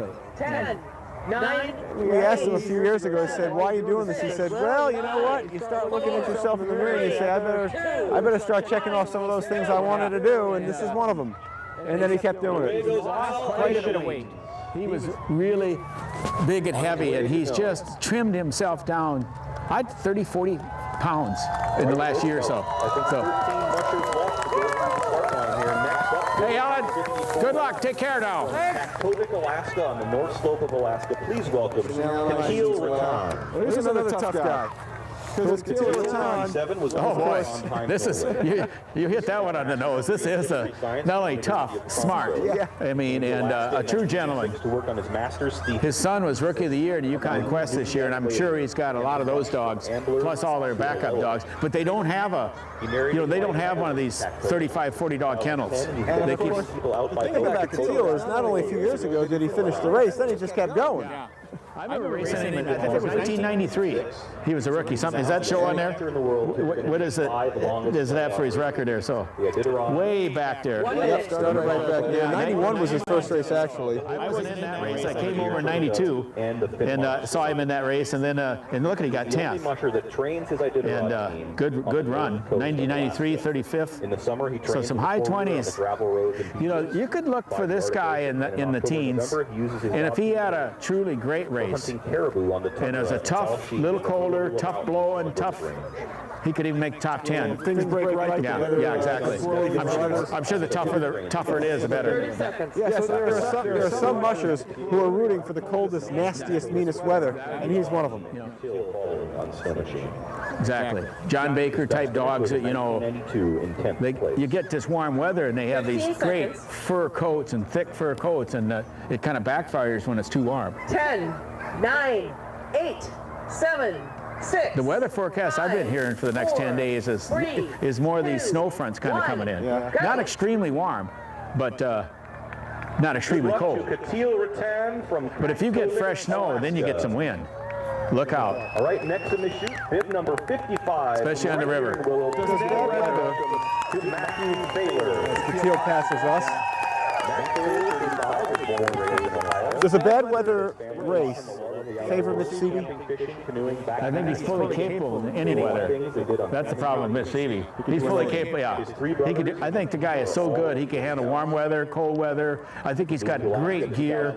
I think he's been in cold races. I think he's been in warm races. He's going to be there. I don't care what the weather is. So there's some teams though that really cold weather is going to benefit. And I certainly think that Catil will be one of them. Where really warm might hurt him a little bit. Now this is a really great young and upcoming musher, Matthew Baylor. Great talent, Matt Baylor. Exactly. He enjoys himself, but is pretty competitive. Yeah, he is. But he's doing it the right way. A 5 or 6 year plan to get himself competitive. So I look for him to really have a great race. I gave him 2 litters of puppies over the last 3 years, 4 years, you know, whole litters. And I think 2 or 3 of them are in this team.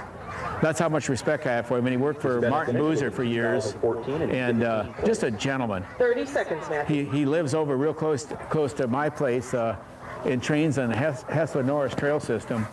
That was also which is quite a trail system. Hours, 42 minutes. Graduated out of The Ohio State University for you Buckeyes out there, 2007. Yeah, it moved up. They bought 75-acre farm here in Willow and got their kennel on it. 7, 6, so they're set to go. 4, 3, 2, 1. Go. He will celebrate a birthday on the trail, always does, and on a day like this, he'll sit, kick back for a little bit, enjoy himself. He will. This big black dog here is a great leader right here. So, and look at, he's got a little straw there. So, all right, guy, take care of yourself. Andrew Nolan. So Matt Baylor, bib number 55, is we're working our way towards the end here, too, Vern. 10 teams left there, 12, huh? Someplace in the neighborhood. Andrew Nolan is, I've had a chance to watch this young guy. He's a rookie this year. I think I saw him do 4 Willow Junior 100 races and 4 or 5 Junior Iditarod races, and he's a Junior Iditarod champion plus a Willow Junior 100 champion. And this is his first race. He seems a little nervous, but I think he'll settle in out there. 18 years old. When we spoke to him on Thursday, he was withdrawn a bit, quiet, and was just looking around and taking it all in. I think when he gets out there with the dog team, from what I saw in those finishing teams, his dogs always look incredible, so I think he'll be just fine. He seems to have that same kind of demeanor that Wade Mars does. Quiet. Well, he works for Wade, yeah, and quiet. And so you can see how those two would work well together. Just a wonderful family that supports him, you know, and that, I think that's a big deal. Commercial fishing and construction type jobs during the summer and ran. So he'll probably just take him to Nome, you know, and just try to make sure he gets a quality. But that's important. The first time, get on that board and know that you can do it, and the team goes the distance, and they've done it before. So he'll do just fine out there. And he was a 2017 Junior Iditarod champion. And 9, 8, 7, Bailey Schaefer 6, 5, won the Junior Iditarod this year. Yes. And so it's really fun to see these young mushers. And I'm sure Bailey Schaefer will probably run the Iditarod because her mother's run it, her father's run it. Rookie in this year's race. And, Maybe, they're asking her about it. She said, well, maybe, but you know what maybe usually leaning towards probably, huh? Watching Andrew Nolan, a rookie, number 56, ready to go.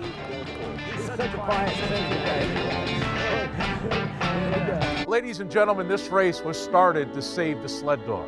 They're a part of the Alaskan landscape and heritage. Without the Iditarod, they would have disappeared long ago, and they now need you to be a part of this team. Sponsorship dollars are not enough anymore to put on an event of this magnitude. We need to have you on board, and there is no more important time than right now. Donate, contribute, subscribe. I'm Greg Heister, and I'll see you on the Iditarod Trail.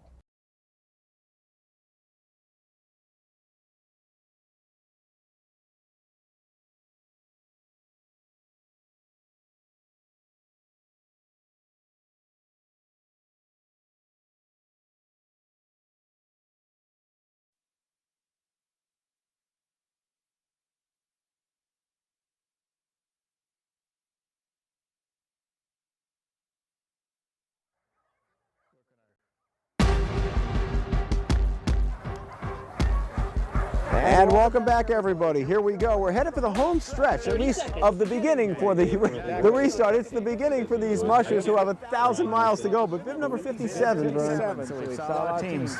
55 teams lead. Happy to have you with us on our coverage here. And You see those going by. I think that's a good look. 15 seconds. Dave Goldman, Vern Halter, our entire crew, both here in Willow and in Anchorage, as our coverage continues of this terrific event. A real celebration day, without a doubt. And we got Dave Delcourt taking off now, so he's another younger musher that's trying to work himself up and probably get a solid finish.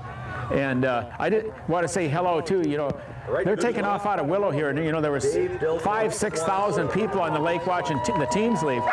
But if you go the first 100–150 miles, you probably know there'll be campfires out there and people in lodges and thousands of people watching the teams go by for this next 100 miles. It's a big celebration, yeah, for sure. It'd be fun to have a drone out there catching all the action. Born and raised in Iowa. She grew up in Iowa City, where she earned degrees in Spanish, journalism, and literary translation. I always thought it'd be fun on Willow Lake here if they could do a loop around the lake so people could see the teams before they took off the lake. Yeah, it's like taking off, right? Yeah. Skydiving, working as a long-haul trucker, and racing in triathlon. So here comes Emily Maxwell, After recovering from a severe burn injury Iowa. sustained in 2013. This is Nick Petit's second team. They're together, and she'll do well. I'm sure this second team is a cracker team. And she had it in the Copper Basin race.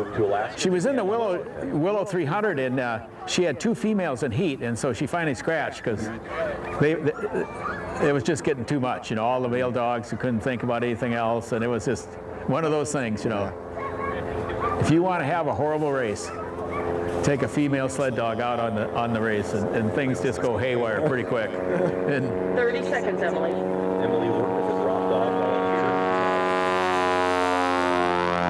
Some folks above us getting some pictures. I think there'll be some picture taken in the next 10 days. there'll be a lot of airplanes out on the river this evening, and part of the reason they went to the 2 o'clock start was because so many airplanes landed in Yetna. In the old days, we started at 10 o'clock. They decided to go to 2 and kind of it'd be a little tougher because it got to be kind of a problem, 8, 7, both at Squetna and Yetna.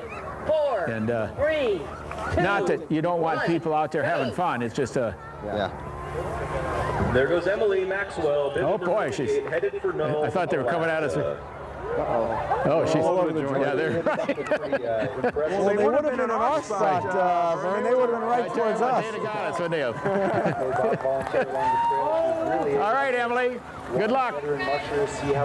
Just kind of a cool. This is all right. Kind of like that petite, easy-going attitude. She's got that Midwest work ethic. She'll be fine. Well, here's another gentleman who we're going to wish the very best. This is going to be his last race, Steve Watkins. Well, this is one of my guys that's running for office, isn't he, at the same time? So Going for Congress in Kansas as we speak. Oh boy, so that's So he's got to get this Iditarod done so he can go down and raise campaign money. Probably. Yeah, exactly. And probably looks a little better when you have an Iditarod finish behind you. And of course he does. He did. He had a finish last year at 58. He was working with Ray Reddington 2 years ago. In the year 2000. I'm not. 1 minute. I don't know whose dogs he has this year. Degree from West Point and holds advanced degrees from MIT and Harvard. You know, he left the Iditarod race this year, then tried to climb Everest and didn't quite make it. You know, it got to Well, he was on Everest, I believe, when that terrible earththquake Exactly. over there. He enjoys mountaineering, adventure travel. I guess that was 2 years ago, wasn't it? 2015. Yeah, a couple years back. And For all you Kansas voters out there, 30 seconds. SteveForKansas.com. Well, we're just making the play there. SteveForKansas.com.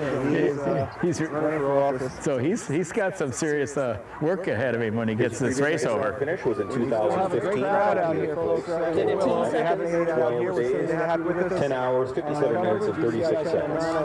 10, 9, 8, Throughout our 7, 6, entire race, 5, 4, KTA will have the best coverage anywhere for you.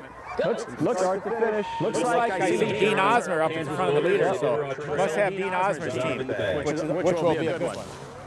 You know, That was Steve Of Walker. course, on KTVA.com and social media as well. We're happy to bring it to you. Always happy to be here as we watch Steve Watkins take off for the final time.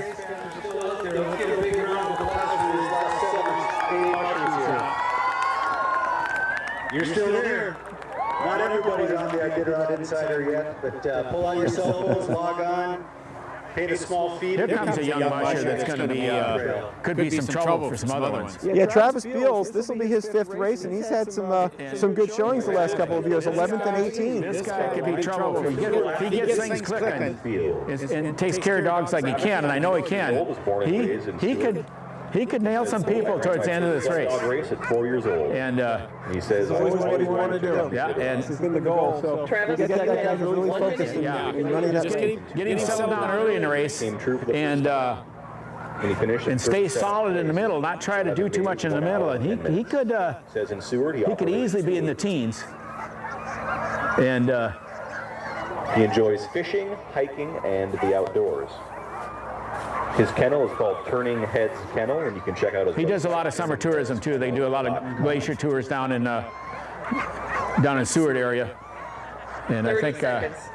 I think this is going to be one of these ones. It's going to be fun for me to watch this guy and see if he can really put it together. Well, he's 26, and Yeah. so He's got a few races. He's under his belt, which is pretty Yeah, good. exactly. Finishes before you make it. And he's training right here in Willow, down And in Wade 15 Mars seconds. country. They're all kind of right together. It's really interesting. You got Nick Petit, and you got Travis, and you got 9, Wade, and you got all those young mushers. 7, It's 6, so kind of he's kind of that 5, self-competing, that 3, you know, 2, at a high level. 1. Kind of like a golfer trying to beat that score and Yeah, get it exactly. next time. From Seward, Alaska, bib number And they kind of 60, gel off each Travis other. Beals. Good luck, So we'll see Travis. what Travis Beals Next in can the do. shoe, we have is, Bib Boy, it's a nice looking dog team. He's got. Skip Vet Norway. Please welcome Lars Monson.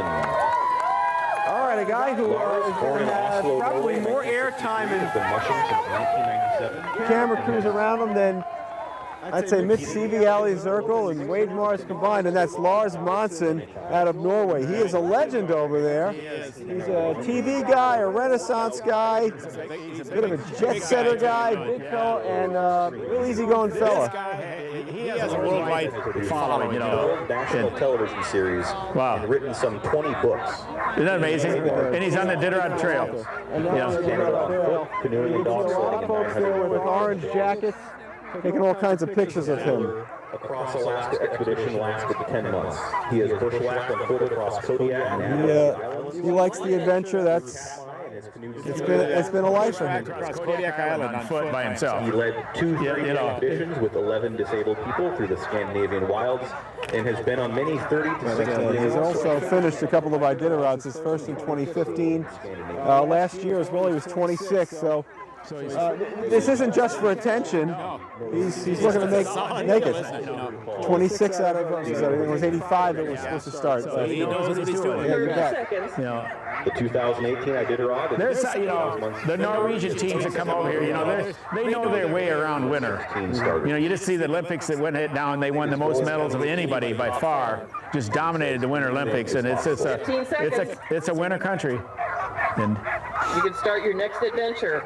10, 9, 8, 7, 6, 5. so what do you pick for a guy like this? He's got a couple, 29 and 26. So what do you think? What do you think? He's got to be at least a top 30 guy. Oh yeah. I'm sure he wants to be in the teens or even better. Yeah. And he's. All right, folks. Next in the chute, we're getting down to the nitty gritty here. Bib number 6. Boy, what a beautiful looking dog team. So look at him. Washington, Scott White.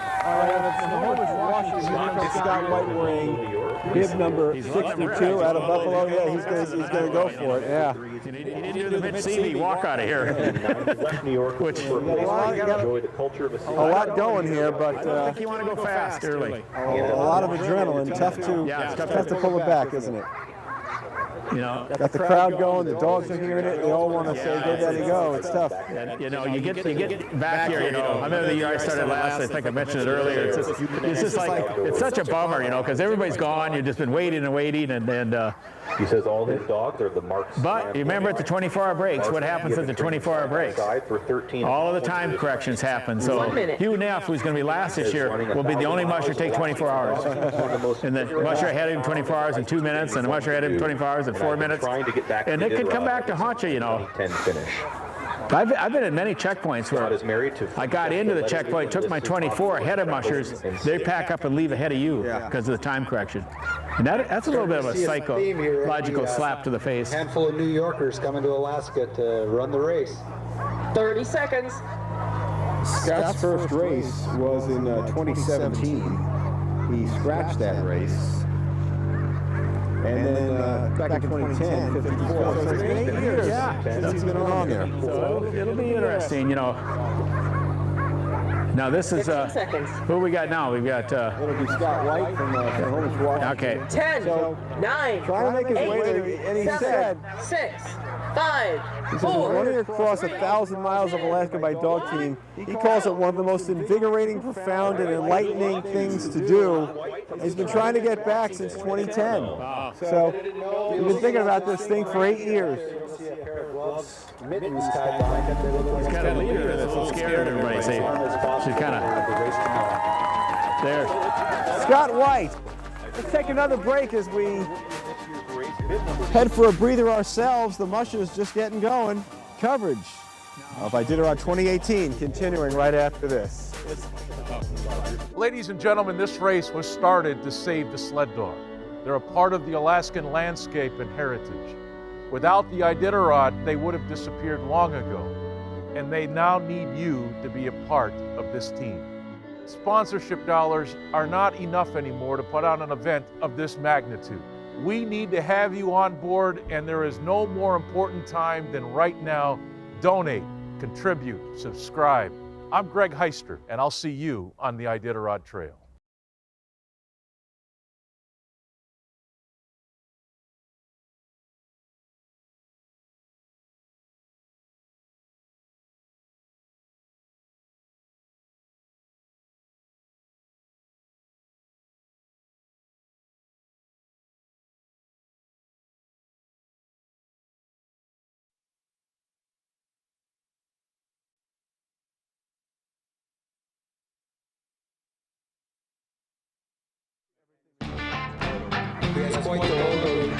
And welcome back, everybody. Here we are, Vern Halter, Dave Goldman, our entire crew. Happy to have you with us. We're down to the last few mushers, Vern Halter. And this is an interesting musher coming here, Michi Como. He's running Ramey and Barb Reddington's dog, so Iditarod kennel. He won the North American Surprise Everybody about 10 years ago. And he's the second Japanese team. Kazuo Kojima was the first Japanese to finish the Iditarod race many years ago, finish it 3-4 times, but he placed 6th place in the Willow 300. Look at how beautiful the dog team is. So, good, go Michi. Good. And 2 t-shirts, please. Well, that's a really nice looking dog team that Mitchie's driving there. Right, folks, next in the show. Wish him well. Well, here's another guy who could pop up. This guy is going to cause trouble. His brothers ran 2 years in a row, but when I mean cause trouble, I mean that in a great sense of the word. He is going to be competitive. He's going to be there. He's probably going to be in the top 5 or top 10. And if he runs a strategic race and doesn't get out there too far, too quick, especially going up the Yukon River up towards Eagle Island, he says he's been racing his entire life. Watch out for him. Over the last 20 Watch years, out. been focused on building Well, the last 2 years, although it was Noah Burmeister running the dogs, it had Aaron Burmeister's fingerprints all over it. Exactly, and that's everybody knew that. He says, son Hunter is now. So I think this guy he's out here. The outdoors, and they are I think he's out in his mind to win. Now, whether he can, and I'm sure the dogs are ready. I'm sure he's got the quality of dogs. I'm sure he's got the training. Now it's going to be all strategy and how he can really, I think there's something to be said. You almost got to be out there every year. And so that 2-year gap probably hurts a little bit. Yeah. Aaron's best finish was in 2000. I'm picking him in 3rd place. 5th, 6th place. Yeah. 8 days, that's how serious I think he is. 47 minutes and 31 seconds. I picked Nick to win it. 15 seconds, Aaron. I've got my sentimental favorite of Valley. I want to win. Every year, not that I don't want Nick not to win. I just think he set himself up. But I think Aaron's going to cause some. 5, 4, he's going to be there. 3, 2. We know yours going to be there, and we know Mitch is going to be there. Bib number 64. It's tough to win this race 2 years in a row. So we'll see.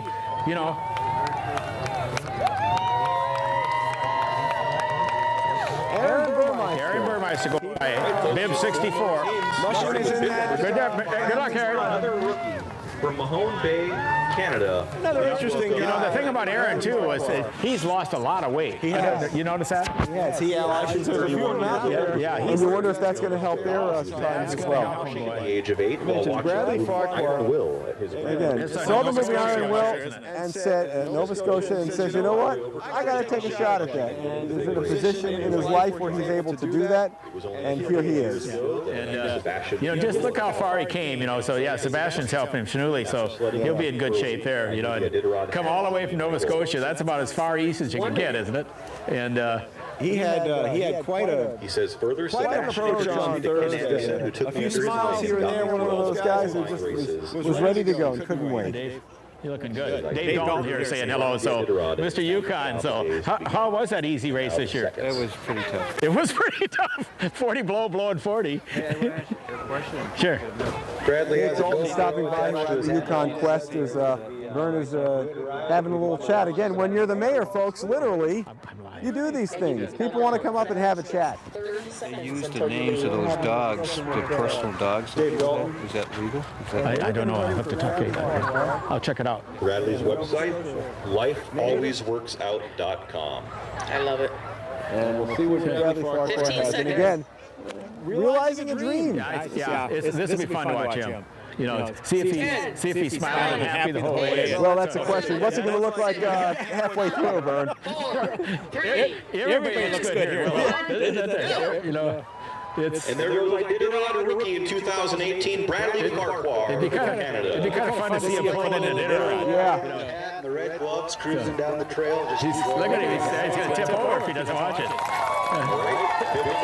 Hey, one of those guys with the Canadian flag. On the road in Wasilla, Jason Stewart next up. He's a Washington, D.C. native. 42, was born and raised. Grew up in Hagerstown, Maryland, which is just north. Rookie, is he a rookie? Yeah, he is. He's 42, but has had his eye on this for a while. Visiting his dad and his We'll see. I can't see his dogs yet.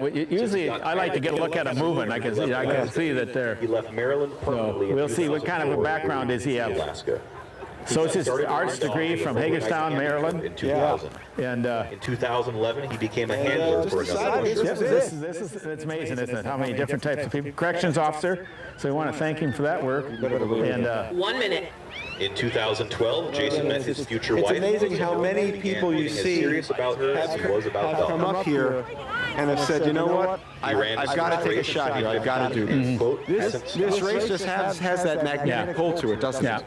the state, of course, Alaska, we all know how great this place is to live and work and play, but then you add the allure of the Iditarod, the mystique of it, and so many say, this is the one, I've got to have this. I got started racing dogs because David Munson and I went to law school together and came up to Alaska together. And so David married Susan Butcher, 4-time Iditarod champion. So Susan kind of offered me I was a magistrate district court judge, and I gave up that job to run my first Iditarod with the 2-year-olds. And I was really truly thinking I'm just going to do it once, get back to work, and it's good luck to Chase. I did. Had to do it again. Had to do it again. And 7, luckily, 6, it changed my life, and it's more like the way I grew up on a family farm in the Midwest, and so 1, go. It's really a lot like that, the same work ethic, the same animals, there goes taking Jason care. Stewart. So There's a way to know. We have a handful of mushers left, and just want to give a big shout out to some sponsors again. There you go. Pay attention now. Hang on there. Yeah. He was doing both hands in the air, just about went over. And, so who do we have now? We got another of those rookies, a younger, Peter Fleck, 27 years old. Yes, late numbers. He did, yeah. Just one of those things. Luck of the draw, isn't it? Peter Fleck. And maybe that is the way it'll work for you. Who knows? Peter, He'll be okay. 7, was born and raised in Southwest At the end of the day, you just got to get there and get there happy and healthy. So South Springs Island, British Columbia. So he's come a ways too. Came to Alaska in 2009, having And just surprise, surprise, you might recognize the musher whose dogs he's working with. Mitch Seavey. Oh, Mitch Seavey. Oh yeah. So this will be as solid as a rock dog team. It'll be. They're expected to. Usually they're expected to finish in the 30s. The race this year by maybe early 40s at the. So they got kind of a schedule this 2-year-olds and take them up there. And these youngsters represent the future of Mitch's kennel, and it's a huge responsibility and enormous. Is there a race approach that Mitch says he wants him to take? Oh yeah. I think they almost know when they're going to finish. He's going to have every run rest down. They're going to know exactly what food drops are built around that. 30 seconds. And because it's hard for them to communicate on. Oh yeah, this is all pre-scheduled. So he knows. I'm stopping here. I'm going here. Yeah. Here's where I'm taking the 24. Here's the 8. Keep an eye on things. And the CV teams are going to be able to camp in a checkpoint or out of a checkpoint with no problem. And, you have 15 and that's seconds. the summertime training. That's how they do it when they're training. They're doing the 300-mile races and things like that. They practice that stuff. 10, and they're not always out there going like crazy in a 300-mile race. They're working on fundamentals. 5, 4, which is 3, why sometimes in 2, certain races you shouldn't look at the standings. Fundamentals always pay off. And away goes rookie Peter Fleck on Iditarod 46. So this is just you're looking at a next year and the year after, these dogs in Mitch's team. So. Final musher. The fellow you know. Comment, isn't it? Cat in the hat. Yeah, the cat in the hat. Hugh Neff. Sponsor and supporter of thank you very much. He got long. Boy, a couple of the checkers are down. They're bringing the dog team into the shooting. So now this guy here, this is the true character of the Iditarod race. Hugh Neff. Thank you to all the sponsors. He started racing. I think he's done like all right, folks, 28 or something 1,000-mile races. He has been. He's just been. Iditarod 46. Yeah, he just welcome 31,000-mile races. Alaska. Iditarod 17 Yukon Quests. 13 is an amazing number 14. Celebrating Dr. And remember, birthday. He's a 2-time Yukon Quest winner. Yeah, and tough guy. Laughing Eyes Kennels, what he calls it, and of course he's got the Mad Hatter's cap on right now. So in Evanston, Illinois, and Loyola Academy at the University of Illinois. He truly loves Alaska, and that's the thing that's the most noticeable to me about him. Moving to Alaska, he's lived in numerous interior Athabascan villages and moved to Tok in 2010. He began mushing in 1995 after reading Iditarod Classics by Lou Friedman. Hugh Neff. He beat Ellen Moore for Yukon Quest on the main street in Whitehorse coming in, and Ellen's 2 or 3 blocks away, and he comes cruising by. 30 seconds. What a bummer for Ellen, and what a great feeling for him. So that's how close as some races can be close. He says his goal is to get to know 1978. 15 seconds. Dick Mackey beat Rick Swenson in the shoot.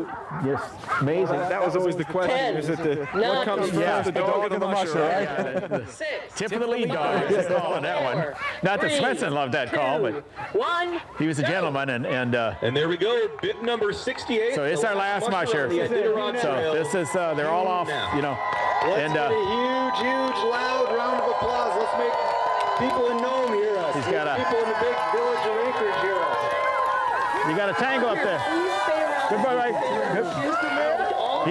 He's got a tangled lead dog. Let's take one more break. We come back and wrap this up and get on the trail. Vernon and I will be right back to put a bow on this ceremonial start. Iditarod 2018 on GCI Channel 907. So just a beautiful. Ladies and gentlemen, this race was started to save the sled dog. They're a part of the Alaskan landscape and heritage. Without the Iditarod, they would have disappeared long ago. And they now need you to be a part of this team. Sponsorship dollars are not enough anymore to put on an event of this magnitude. We need to have you on board, and there is no more important time than right now. Donate, contribute, subscribe. I'm Greg Heister, and I'll see you on the Iditarod Trail.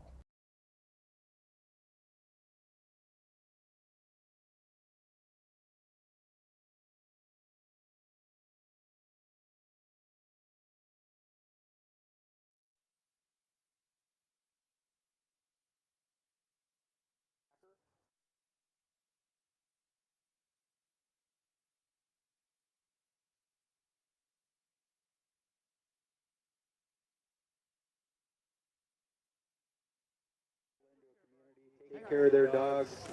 And we welcome you back to our coverage, folks. See you guys on the trail. We're on this trail now. Vernon and I making our way right up here. So you've had a chance now to walk through where 67 dog mushing teams have gone through. What do you think? I think it's really tough in the last 25, 30 teams. Everyone, we'll see you next year, 2019, right here. Running on sand. The first teams got to run on a fairly good surface. Drive safely. And you could kind of tell how they were kind of aiming at us. The dogs are trying to get out of that stuff. And as we get ready to finish off our coverage today here of Iditarod 2018, this is the beginning here. First, just a fantastic watch. 67 teams leave Willow. You know, bright blue skies out, great trail, snow the whole way to Nome. And so I just wish all the mushers the best. Indeed. Thanks. Pleasure working with you. Thank you very much. So our whole entire crew, Vern Halter, Dave Goldman, everybody here, stay with us. Iditarod 2018 is officially underway. Thanks for joining us. Good afternoon from Willow.